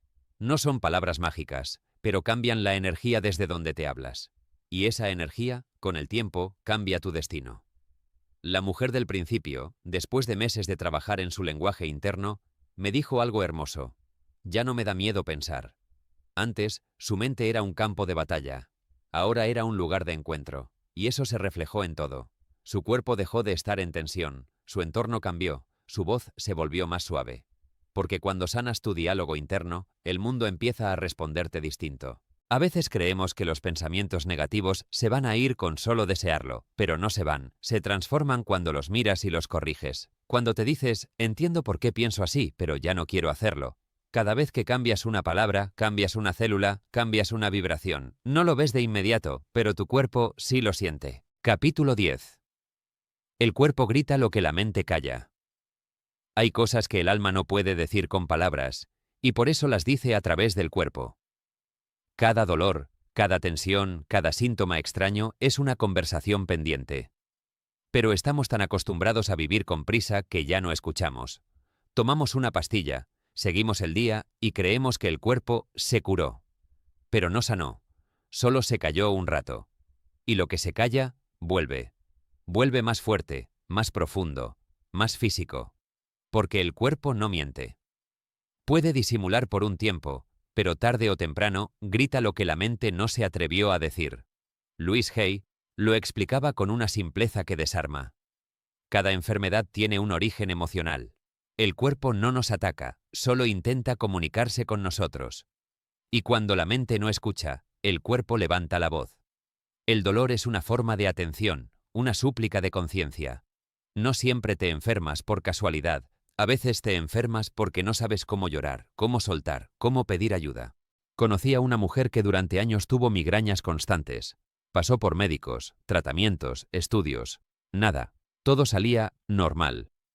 Hasta que un día, cansada, en medio de una sesión, se quebró y dijo llorando: «Siento que tengo demasiadas cosas que no puedo decir». En ese instante, el sentido se reveló. Su cabeza dolía porque era la única que soportaba lo que su boca callaba. Cargaba con pensamientos que no se atrevía a expresar por miedo a herir, por miedo a perder, por miedo a ser juzgada. Y su cuerpo hacía lo único que podía: liberar presión a través del dolor.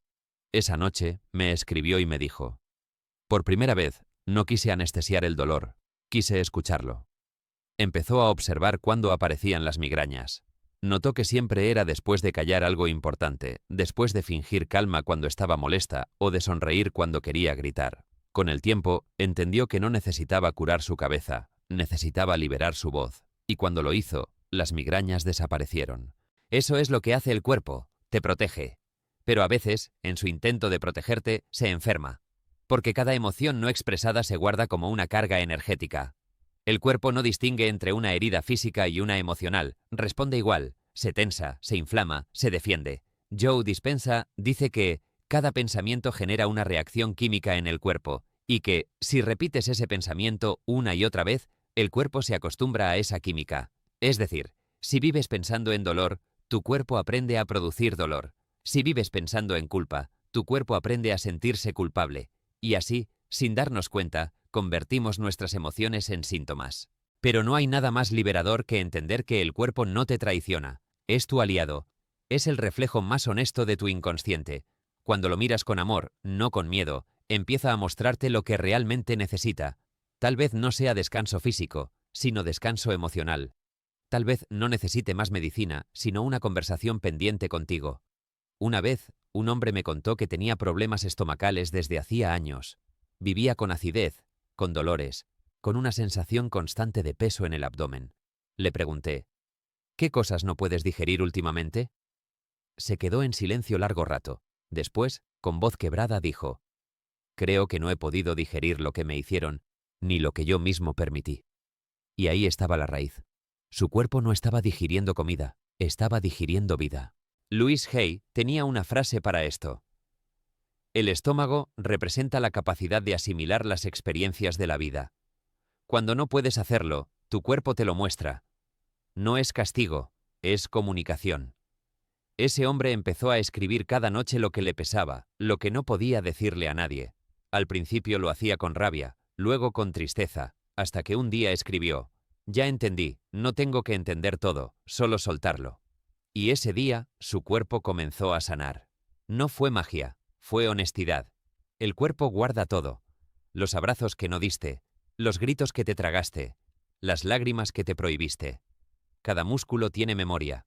Por eso hay personas que, cuando empiezan a sanar emocionalmente, sienten cansancio, dolores, fiebre. No es que estén empeorando, es que el cuerpo está liberando lo que cargó por años. Está sacando a la superficie lo que antes reprimía. El cuerpo no se enferma porque sí, se enferma cuando el alma se queda sin palabras. La psicóloga Marian Rojas Estapé dice que el cuerpo es el escenario donde se representan las emociones que no se expresan. Y no hay nada más cierto.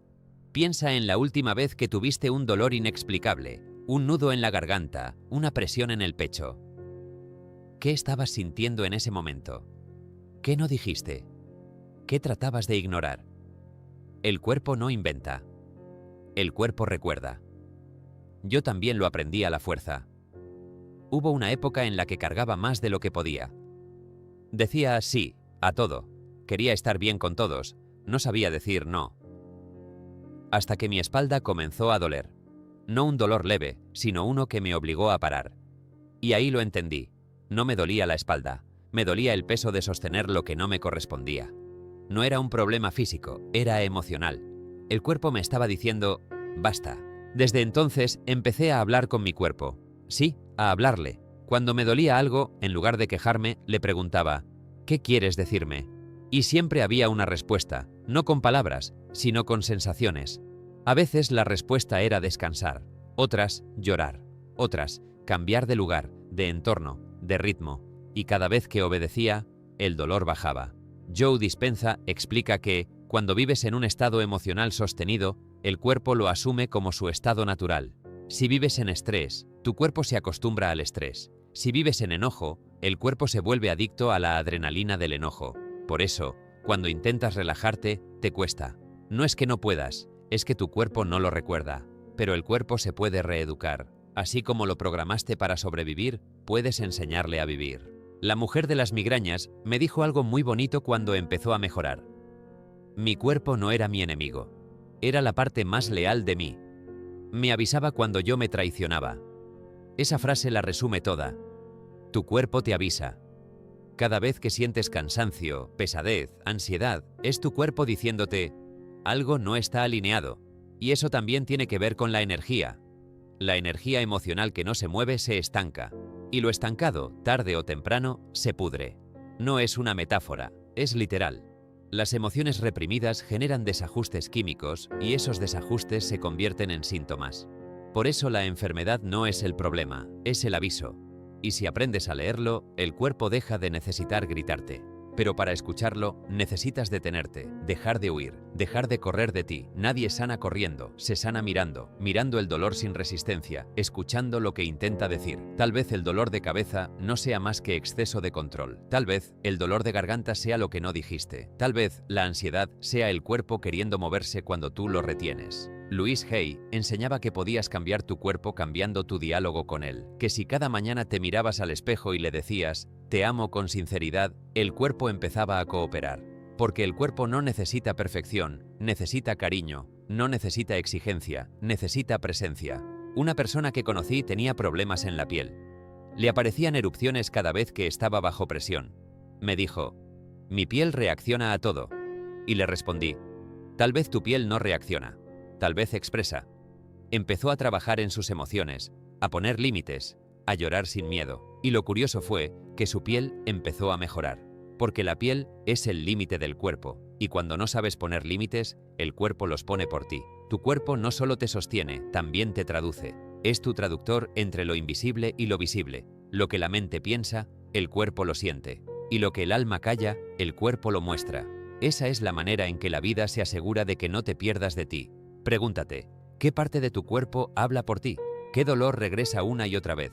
¿Qué tensión aparece cuando haces algo que no quieres? Esas no son coincidencias, son mensajes. Murphy decía que tu cuerpo es una proyección de tu mente. Lo que alimentas en tu mente florece en tu cuerpo. Y si alimentas miedo, el cuerpo se encoge. Si alimentas amor, el cuerpo se expande. Si te tratas con desprecio, tu cuerpo se debilita. Si te tratas con gratitud, tu cuerpo se alinea. La sanación empieza cuando dejas de pelear con tu cuerpo.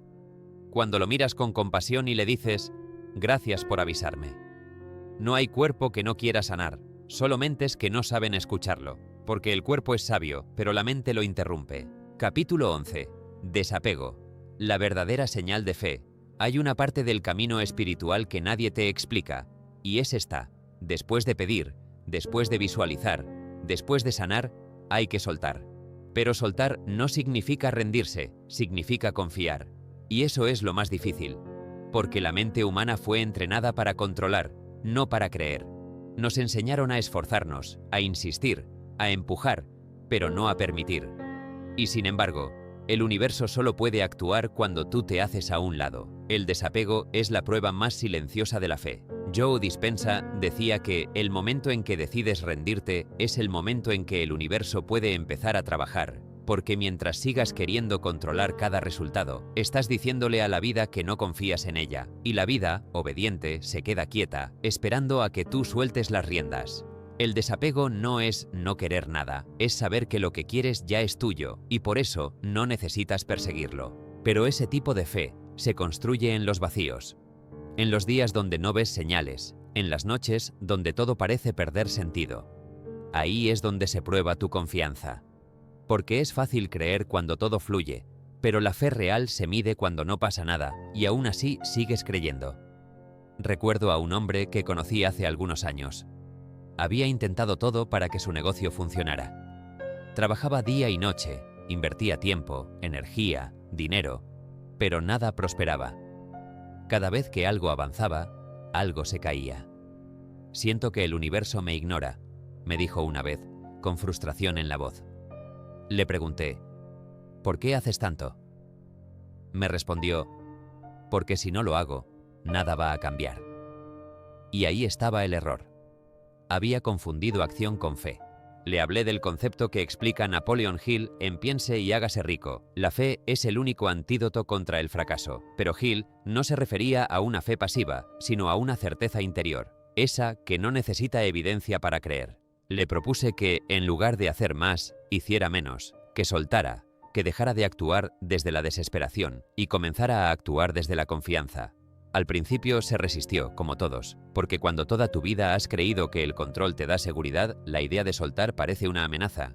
Durante un tiempo, lo único que hizo fue detenerse. Aprender a respirar, a no reaccionar, a no forzar. Dijo que al principio fue horrible. Sentía que perdía el control, que estaba haciendo nada. Pero con los días, algo cambió. Empezó a dormir mejor. Su mente se calmó. Y cuando su mente se calmó, la claridad volvió. Una tarde, mientras caminaba sin pensar en nada, se le ocurrió una idea que lo cambió todo. No vino de la presión, vino del silencio. Poco después, esa idea se convirtió en el nuevo camino de su negocio y lo llevó justo al resultado que tanto había buscado. Ahí entendió que el universo no se había olvidado de él, solo estaba esperando a que él se olvidara del miedo. El desapego no es rendirse a la suerte, es rendirse a la sabiduría de la vida. Porque la vida no necesita que la empujes, necesita que la escuches. Cuando estás apegado a algo, a una persona, a un resultado, a una idea, tu energía se cierra. Quieres tanto que ocurra que terminas vibrando desde la falta. Te obsesionas, te angustias, repites mentalmente, ¿y si no pasa? Y esa emoción se convierte en una barrera. Joe Dispenza lo explica desde la ciencia. Si te quedas atado a la emoción del deseo, permaneces en la vibración de la carencia, y el universo no puede entregarte lo que pides. En otras palabras, estás creando desde el miedo, no desde la fe. El desapego es la fe sin ansiedad. Es ese momento en el que sabes que todo lo que deseas ya está en movimiento, aunque todavía no lo veas. Es cuando puedes decir, ya está hecho, y seguir tu vida sin mirar atrás. Pero llegar ahí no es fácil, porque el apego no solo viene de la mente, viene del miedo a perder. El ser humano se aferra a lo que le da identidad, incluso cuando le hace daño. Por eso cuesta soltar una relación, un trabajo, una etapa. No porque sea buena, sino porque no sabes quién eres sin eso. Una mujer que conocí vivió durante años esperando que alguien regresara a su vida. Se había quedado atrapada en la nostalgia, creyendo que el amor que perdió era el único. Me decía, siento que si lo suelto, lo olvido. Y si lo olvido, es como si no hubiera significado nada. Y ahí comprendí algo. Confundimos soltar con borrar, cuando soltar en realidad es honrar. No se trata de olvidar lo que fue, sino de agradecerlo sin seguir atados al dolor. Le propuse que escribiera una carta no para enviarla, sino para liberarla. Una carta donde pudiera agradecer lo vivido y decir adiós desde la comprensión, no desde el resentimiento. La escribió. Me dijo que lloró todo el tiempo, pero al final sintió una paz que no conocía. Dijo, por primera vez no siento que lo necesito, siento que lo entendí. Y eso fue todo. Días después, su energía cambió.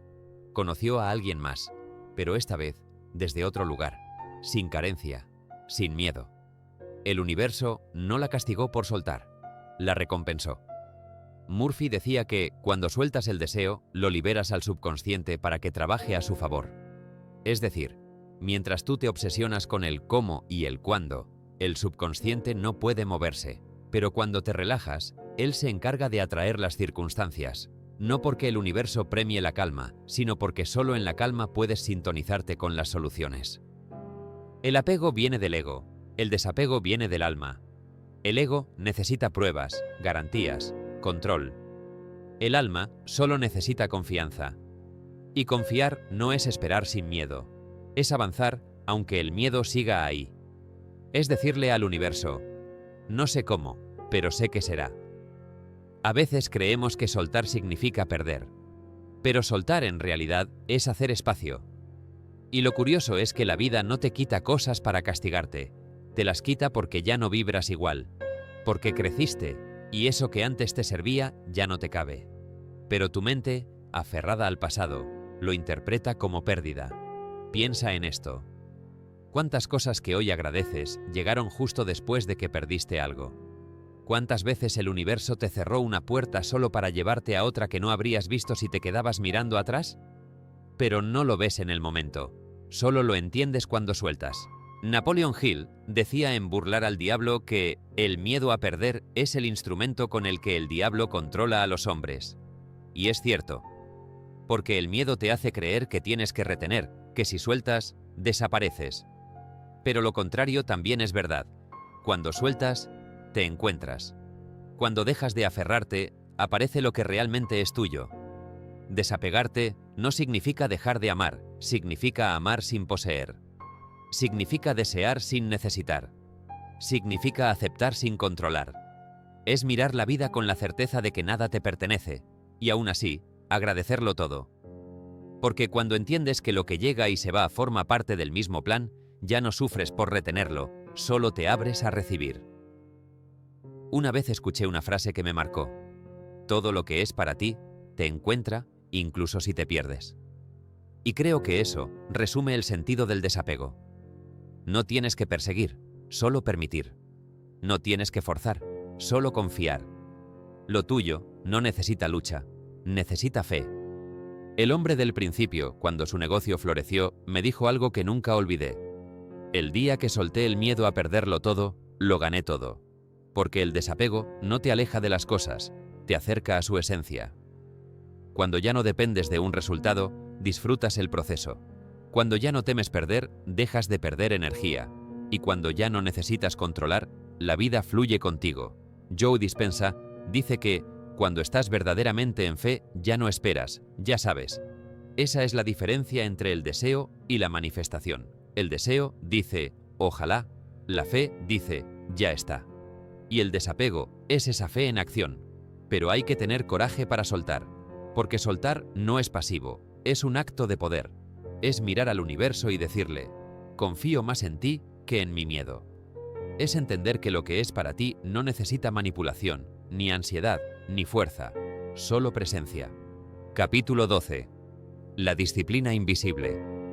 Hay una fuerza que no se ve, pero que sostiene todo lo que alguna vez soñaste alcanzar. No tiene aplausos, no tiene testigos, no tiene likes. Es la disciplina invisible. Esa que se construye en los días donde no tienes ganas, cuando nadie te mira, cuando la mente te dice, para, pero tu alma te susurra, sigue. Es la parte silenciosa del crecimiento, la que no se presume, la que no brilla en redes, pero que transforma tu destino desde adentro. La gente cree que la disciplina es fuerza bruta, levantarse temprano, trabajar sin parar, controlar cada detalle. Pero la disciplina real no se trata de control, sino de coherencia. Es elegir, una y otra vez, lo que sabes que te hace bien, incluso cuando el cuerpo no quiere. Es el puente entre la intención y la transformación. Napoleon Hill lo dijo con claridad. La autodisciplina es el control de tus pensamientos. Sin control mental, no hay control de resultados. Y tenía razón. Porque la disciplina no empieza en el cuerpo, empieza en la mente. No se trata de hacer, se trata de sostener la decisión incluso cuando el ánimo desaparece.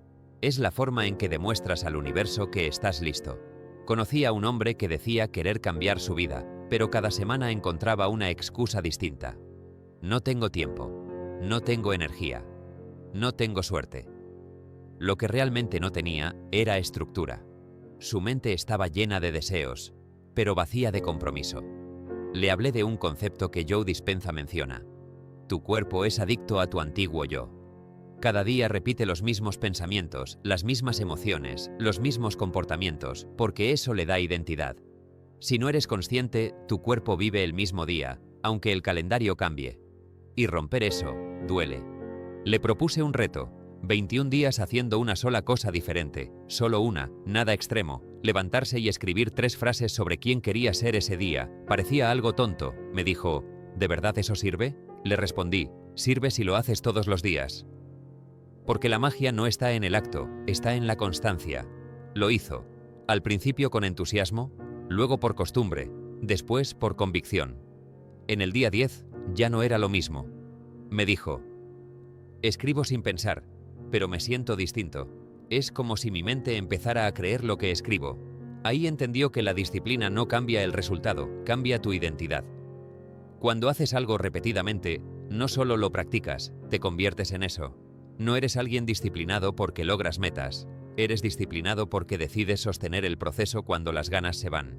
Wayne Dyer decía, el estado de ser precede al resultado. Es decir, primero tienes que ser la persona que vive esa vida antes de tenerla. Y eso se entrena con disciplina, porque no puedes manifestar abundancia desde la pereza, ni amor desde la incongruencia. Tienes que volverte la frecuencia de aquello que deseas, y la única forma de hacerlo es repitiendo el comportamiento hasta que se vuelva natural. El hombre del ejemplo comenzó a notar que su entorno también cambiaba. Su manera de hablar, su forma de pensar, incluso sus relaciones. No porque las personas fueran distintas, sino porque él ya no vibraba igual. Su disciplina se volvió su filtro. Empezó a reconocer qué lo acercaba a su visión y qué lo alejaba. Y ahí está el poder oculto de la disciplina invisible. No solo te ordena, te depura. Hay días en los que no vas a sentirte motivado.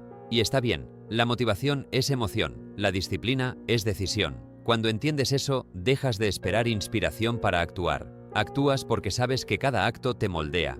Y si te caes, te levantas. No porque sea fácil, sino porque ya decidiste hacerlo. Joe Dispenza lo explica así. Cada vez que eliges un pensamiento o una acción diferente, estás reconfigurando tu cerebro. No se trata de grandes gestos, sino de pequeños actos sostenidos. Un pensamiento nuevo repetido lo suficiente se convierte en un hábito. Y un hábito repetido lo suficiente se convierte en tu nueva vida. Pero la mayoría no llega hasta ahí porque confunde disciplina con sacrificio. La veo como un castigo. Como si la disciplina fuera lo opuesto a la libertad. Cuando en realidad, la disciplina es la única forma de ser libre. Sin ella, eres esclavo de tus impulsos, de tus emociones, de tus excusas. Con ella, eliges con conciencia. Recuerdo a una mujer que llevaba años queriendo sanar su ansiedad. Había leído libros, ido a terapias, probado meditaciones, pero seguía atrapada en el mismo ciclo. Me dijo, siento que algo me domina. Y era cierto. Sus pensamientos la dominaban porque ella nunca los había entrenado. Le pedí que cada vez que sintiera ansiedad, no la combatiera, solo la observara. No intentes calmarla, solo quédate con ella. Al principio le pareció absurdo, pero después entendió que ese acto de quedarse presente también era disciplina. Pasaron semanas y me contó algo que me marcó. Ya no huyo de mí. La ansiedad sigue, pero ya no me controla. Ahora soy yo quien decide cómo reaccionar. Eso es disciplina emocional. No eliminar lo que sientes, sino aprender a no actuar desde el impulso. Esa es la disciplina que no se ve, pero cambia todo. Napoleon Hill decía que la autodisciplina convierte el deseo en poder. Y ese poder se siente en silencio. Es ese momento donde podrías rendirte, pero no lo haces. Donde podrías volver al viejo tú, pero eliges avanzar un paso más. No porque tengas energía, sino porque tienes propósito. La disciplina invisible no se trata solo de cumplir rutinas. Es espiritual. Es confiar en que cada pequeña acción coherente construye una nueva realidad, aunque todavía no veas los resultados. Es mantener la fe activa. La fe sin acción se apaga, la disciplina la mantiene encendida. Hay una escena que me gusta recordar. Una persona me dijo, he estado meditando por meses y no pasa nada. Le respondí, ¿y sigues haciéndolo? Sí. Entonces ya pasó. Porque la transformación no se siente al principio, se acumula. Es como sembrar una semilla. No ves nada durante semanas, pero el proceso está ocurriendo bajo tierra. La disciplina es eso, seguir regando aunque no veas brotes. Y ese es el problema de muchos. Abandonan justo antes de florecer. Creen que el universo no los escucha, pero el universo sí los escucha, solo que ellos no se escuchan a sí mismos. Cada vez que abandonas algo que dijiste que querías, le estás diciendo a la vida que tu palabra no vale. Y la vida responde en consecuencia. Joseph Murphy decía que la mente subconsciente responde a la perseverancia, no a los impulsos momentáneos. Y esa es la verdad. No se trata de hacerlo perfecto. Se trata de hacerlo constante. El subconsciente no entiende excusas, entiende repetición. El hombre del principio, cuando cumplió los 21 días, ya no necesitaba que alguien lo empujara. Me dijo, ya no lo hago por obligación, lo hago porque soy así. Eso es disciplina invisible, cuando lo que antes era esfuerzo se vuelve naturaleza. Y si lo piensas, todas las grandes transformaciones nacen de actos pequeños repetidos. No se trata de cambiar todo de golpe, sino de comprometerte con algo que puedas sostener. Leer 10 minutos, caminar 20, escribir una página, meditar 5. No por el resultado, sino por el mensaje que le envías a tu mente. Puedo mantenerme firme. La disciplina invisible es la prueba más clara de amor propio. No el amor de las palabras, sino el amor de los hechos. Porque cuando te comprometes contigo, le estás diciendo a la vida que eres confiable, que puede confiar en ti para darte más. Capítulo 13. El poder de agradecer antes de recibir. Agradecer antes de recibir es una de las señales más profundas de confianza que existen. Es la forma en la que le dices al universo, ya está hecho, aunque todavía no tengas nada en las manos. Es la fe convertida en emoción. Y es también una de las cosas que más le cuesta al ser humano, porque crecimos condicionados a agradecer solo cuando algo llega, no antes. Nos enseñaron que agradecer es una respuesta, no una causa. Pero la verdad es que la gratitud es la frecuencia que abre las puertas de todo lo que esperas. Joseph Murphy escribió que el sentimiento de gratitud multiplica todo lo que toca. Y es cierto. La gratitud no es una frase ni una formalidad, es un estado del alma. Es una energía que dice confío. Cuando agradeces antes de ver el resultado, estás actuando desde la certeza y no desde la carencia. Estás diciéndole a tu mente que ya no tiene que preocuparse, porque ya todo está resuelto en otro plano. Pero esa práctica no nace de la teoría, nace del cansancio. Nace del momento en que ya intentaste todo, ya pediste 1000 veces, ya lloraste, ya empujaste, y te das cuenta de que la única opción que queda es soltar y confiar. Agradecer antes de recibir es eso, soltar el miedo con amor. Recuerdo a una mujer que llevaba años intentando ser madre. Había pasado por tratamientos, operaciones, esperanzas y decepciones. Su vida giraba en torno a ese deseo. Cada mes era una mezcla de fe y frustración. Me dijo un día, ya no sé qué más hacer. Y le respondí, ya hiciste todo. Ahora agradece como si ya hubiera ocurrido. Se quedó callada. ¿Agradecer qué?, me preguntó. Agradece el milagro que aún no ves, pero que ya existe. Durante semanas, todas las noches escribía una carta de agradecimiento. No pidiendo, no rogando, solo agradeciendo. Por su cuerpo, por su salud, por su fuerza, por el hijo que imaginaba abrazar. Decía, gracias porque sé que ya estás en camino. Gracias porque confío, incluso si no lo veo. Lo hacía con lágrimas, con miedo, pero también con ternura. Era un acto de fe, pero también de rendición. 3 meses después, quedó embarazada. No fue magia, fue coherencia. Su cuerpo se relajó, su mente se alineó, su energía se abrió. Porque la gratitud cambia tu biología. Cuando agradeces, tu cuerpo deja de producir miedo y empieza a producir bienestar. Y el bienestar crea receptividad. La gratitud no trae lo que pides, te prepara para recibirlo. Joe Dispenza explica que, cuando agradeces por algo que aún no ha sucedido, estás enviando una señal al campo cuántico de que ya ocurrió. Y ese estado emocional es la frecuencia de la creación. Porque la mente no distingue entre algo vivido y algo sentido con intensidad. Si logras sentir agradecimiento profundo por algo que aún no llega, el universo asume que ya lo tienes. Pero la mayoría no lo logra porque agradece desde la espera, no desde la certeza. Dicen gracias con los dedos cruzados, no con el alma abierta. La diferencia está en el sentimiento. Agradecer de verdad no es una técnica, es una entrega. Es cerrar los ojos y decir, aunque no lo entienda, confío. Esa mujer entendió que el agradecimiento no era para convencer al universo, era para convencerse a sí misma. Cada gracias la llevaba un poco más cerca de la paz. Y en esa paz, todo comenzó a ordenarse. Porque el universo no responde a la prisa, responde a la armonía. Wayne Dyer decía, la gratitud no solo atrae cosas buenas, las transforma. Porque cuando agradeces, cambias la forma en que ves lo que ya tienes. Y al cambiar tu percepción, cambias tu vibración.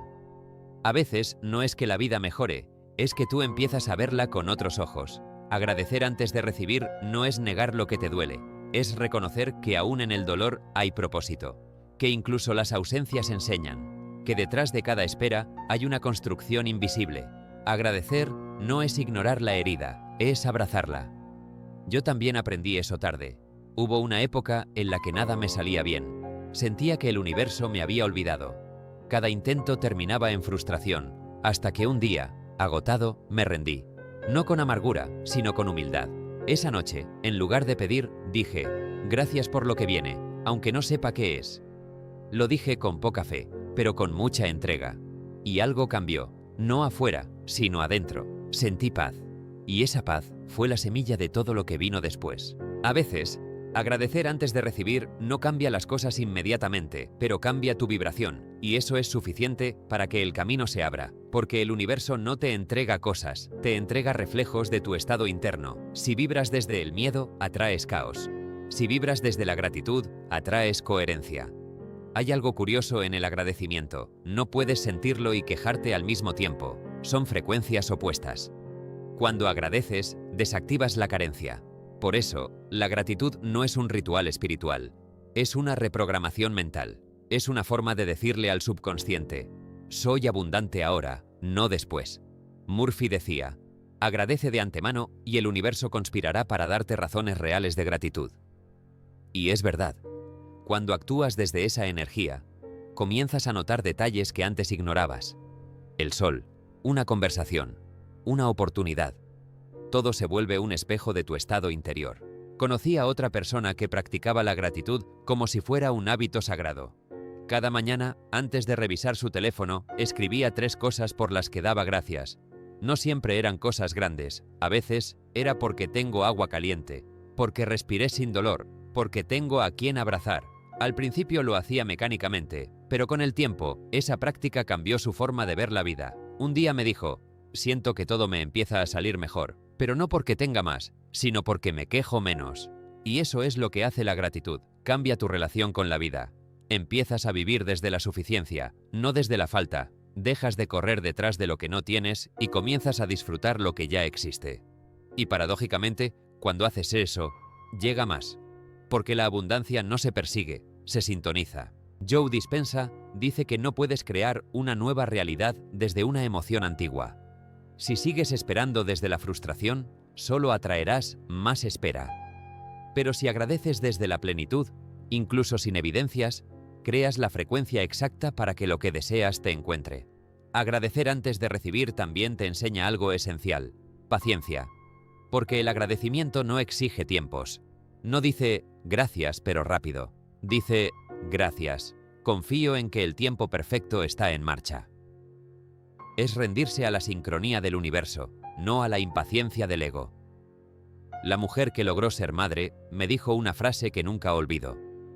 Cuando empecé a agradecer, dejé de contar los días. Esa es la señal de la verdadera confianza. Cuando ya no estás pendiente de cuándo llega, porque ya sientes que llegó. Y eso no se aplica solo a los grandes sueños, también a lo cotidiano. Agradecer antes de recibir es agradecer por el día antes de que empiece, por la comida antes de probarla, por el amor antes de conocerlo, por la oportunidad antes de que aparezca. Es vivir desde el sí, no desde el ojalá. La gratitud es una puerta invisible que conecta lo espiritual con lo físico. Es el lenguaje del alma. Y cuando el alma agradece, el universo responde. No porque lo manipules, sino porque reconoces su perfección. Hay una historia que siempre me ha parecido mágica. Un hombre que había perdido todo, trabajo, pareja, dinero, decidió hacer algo irracional. Empezó a agradecer por lo que no tenía. Gracias por el empleo perfecto que viene. Gracias por la pareja que me comprende.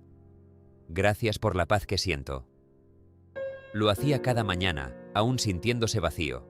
Meses después, tenía un nuevo trabajo, una relación sana y una serenidad que nunca antes conoció. Cuando le preguntaron qué cambió, respondió: nada afuera, todo adentro. Y ahí está la clave. La gratitud no es la consecuencia del milagro, es el milagro en sí, porque cambia la energía desde la que creas. Agradecer antes de recibir es declarar: ya tengo. Y cuando esa frase se vuelve verdad dentro de ti, el universo no puede contradecirla. La gratitud es una oración sin palabras. Es una fe silenciosa que dice: no necesito verlo para saber que está. Y cuando llegas a ese punto, tu vida se vuelve ligera. Ya no esperas para sentirte bien, te sientes bien y entonces todo llega. Tal vez la verdadera abundancia no sea tener más, sino agradecer más. Tal vez lo que tanto buscas no llegue cuando te esfuerces, sino cuando te calmes y digas: gracias, porque ya está hecho. Porque el agradecimiento no acelera el tiempo, lo alinea. Y cuando estás alineado, lo que antes se demoraba, llega sin resistencia. Agradecer antes de recibir no es una estrategia, es una forma de vivir. Es ver la vida con los ojos del alma, no con los del miedo. Es confiar tanto en la existencia que no necesitas pruebas para creer. Porque cuando agradeces lo invisible, la vida se encarga de hacerlo visible. Capítulo 14. El nuevo tú. Hay un momento en la vida en el que simplemente ya no puedes seguir siendo el mismo. No porque algo afuera te lo exija, sino porque algo dentro de ti se cansa de fingir, de repetir, de sostener lo que ya no vibra contigo. Es ese punto donde miras atrás y sientes que algo se rompió, pero al mismo tiempo, algo dentro florece. El nuevo tú no aparece de un día para otro, no llega con luces ni aplausos, llega en silencio, después de muchas renuncias, lágrimas y verdades dichas a medias. Es el resultado de todo lo que te negaste a ver, pero al fin te atreviste a mirar. Joseph Murphy decía que no hay nada que cambiar fuera, todo cambio real empieza en la mente.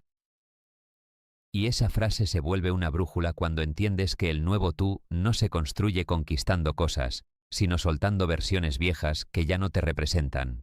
No es que te conviertas en alguien distinto, es que recuerdas quién eras antes de aprender a esconderte. El nuevo tú nace cuando dejas de pedir permiso para existir, cuando entiendes que no tienes que ganarte la paz, ni justificar tu felicidad, ni explicarle a nadie por qué elegiste sanar. Porque sanar también implica perder, pierdes viejos hábitos, viejos amigos, viejas formas de pensar, y a veces incluso viejas versiones de ti que alguna vez te salvaron.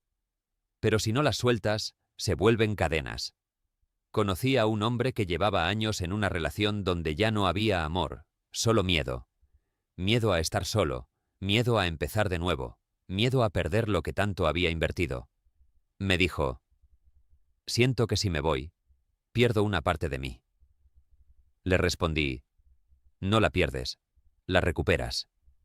Le costó entenderlo, porque cuando llevas mucho tiempo viviendo como alguien que no eres, confundes la costumbre con identidad. Pasaron meses hasta que un día decidió irse. No fue un acto heroico, fue un acto de honestidad. Dijo: no puedo seguir traicionándome para sostener lo que ya murió. Y cuando lo hizo, sintió un vacío enorme, pero también un alivio que nunca había conocido. Esa fue la primera vez que conoció al nuevo él.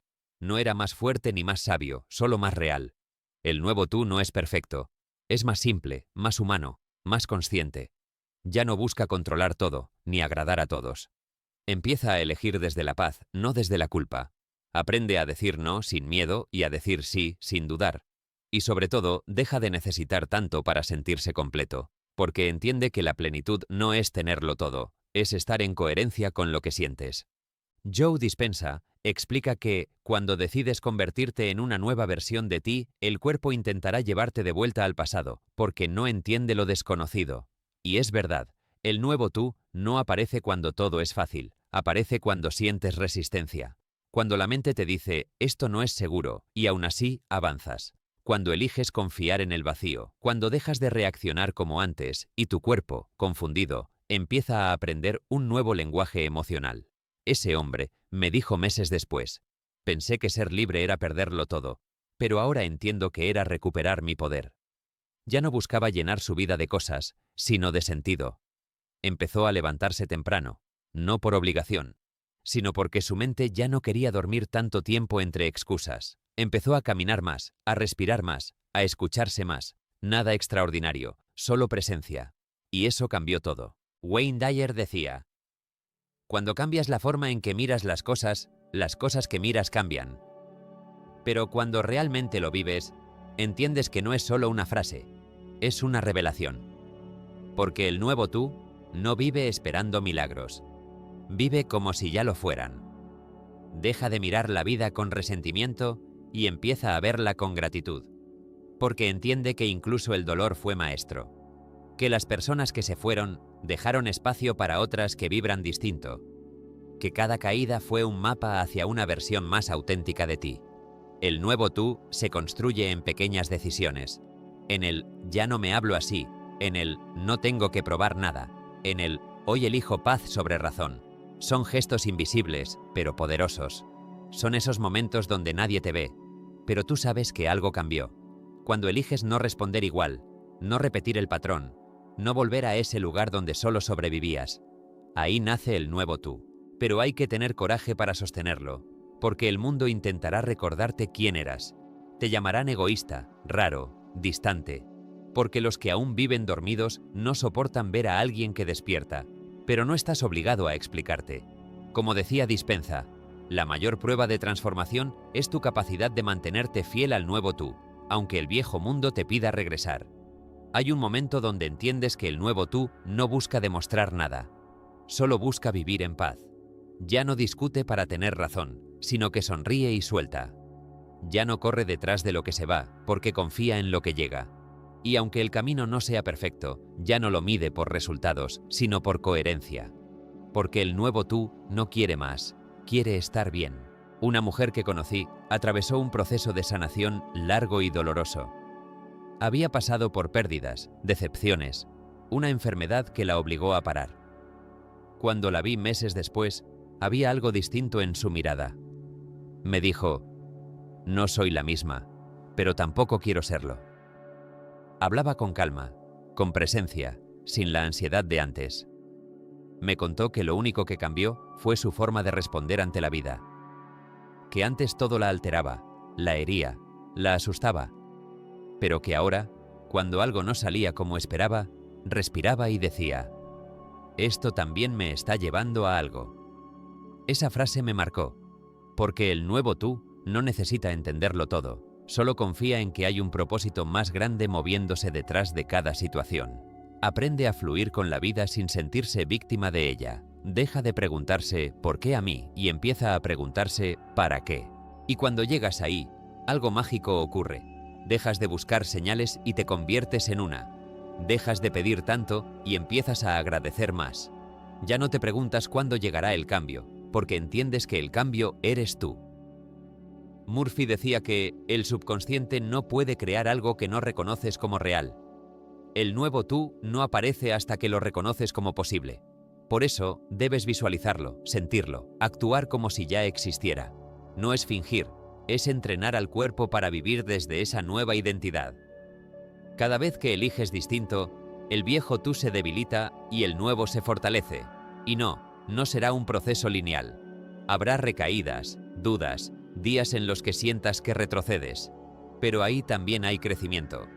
Porque incluso cuando fallas, ya no lo haces desde la inconsciencia, sino desde la conciencia. Y eso, en sí, ya es una victoria.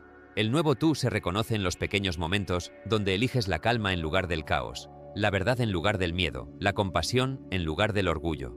En esos segundos de lucidez, donde sientes que podrías actuar como antes, pero no lo haces, porque ya no puedes, ya no encajas en esa piel vieja. Joe Dispenza dice que la transformación es una desintoxicación emocional. Y eso duele. Duele desprenderte del drama, del victimismo, del pasado que te daba identidad. Pero lo que viene después es libertad. Porque el nuevo tú ya no necesita sufrir para sentirse vivo. Ya no necesita el caos para sentirse importante. Aprende a disfrutar la quietud. Aprende a vivir desde el alma, no desde la herida.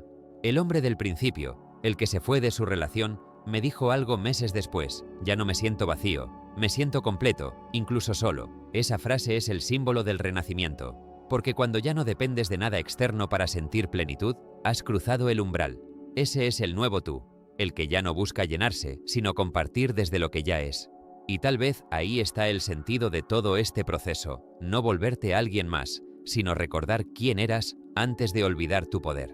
Antes de que el miedo te moldeara, antes de que el dolor te endureciera, antes de que el mundo te enseñara a dudar de ti. El nuevo tú no nace en los momentos fáciles. Nace cuando todo se cae y eliges no derrumbarte contigo. Nace en la soledad, en el silencio, en la paciencia. Nace cuando dejas de forzar y comienzas a permitir. Y sí, al principio asusta, porque no hay mapa, porque no sabes quién serás sin tus viejas máscaras, pero el alma lo sabe. El alma recuerda, y cuando por fin te atreves a escucharte, la vida cambia sin ruido, pero con fuerza. Quizás el nuevo tú no llegue con grandes logros ni con reconocimiento. Tal vez llegue en una mañana tranquila, mientras tomas café y te das cuenta de que ya no duele, de que por fin puedes respirar sin peso, de que te hablas con ternura, de que por primera vez te sientes en paz contigo. Ese es el verdadero renacimiento. El nuevo tú no busca el futuro, vive el presente con conciencia. No persigue milagros, los encarna. No habla de cambio, lo representa. Y cuando llegas ahí, ya no necesitas convencerte de que has cambiado, lo sabes. Porque la calma reemplaza al ruido, la fe reemplaza al miedo, y el amor reemplaza a la necesidad. Y en ese punto, cuando el nuevo tú toma forma, comprendes que nunca fue un proceso de volverte alguien diferente. Fue un regreso a ti. Gracias por escuchar hasta el final. Si este audiolibro resonó contigo, te invito a sumergirte en nuestra lista de reproducción de audiolibros metafísicos, donde cada título abre una nueva puerta de comprensión y poder interior. Recuerda, lo que alimentas a tu mente se convierte en tu vida. No te vayas aún, quédate un poco más. Puede que el próximo audio sea la respuesta que estabas buscando. Solo escucha.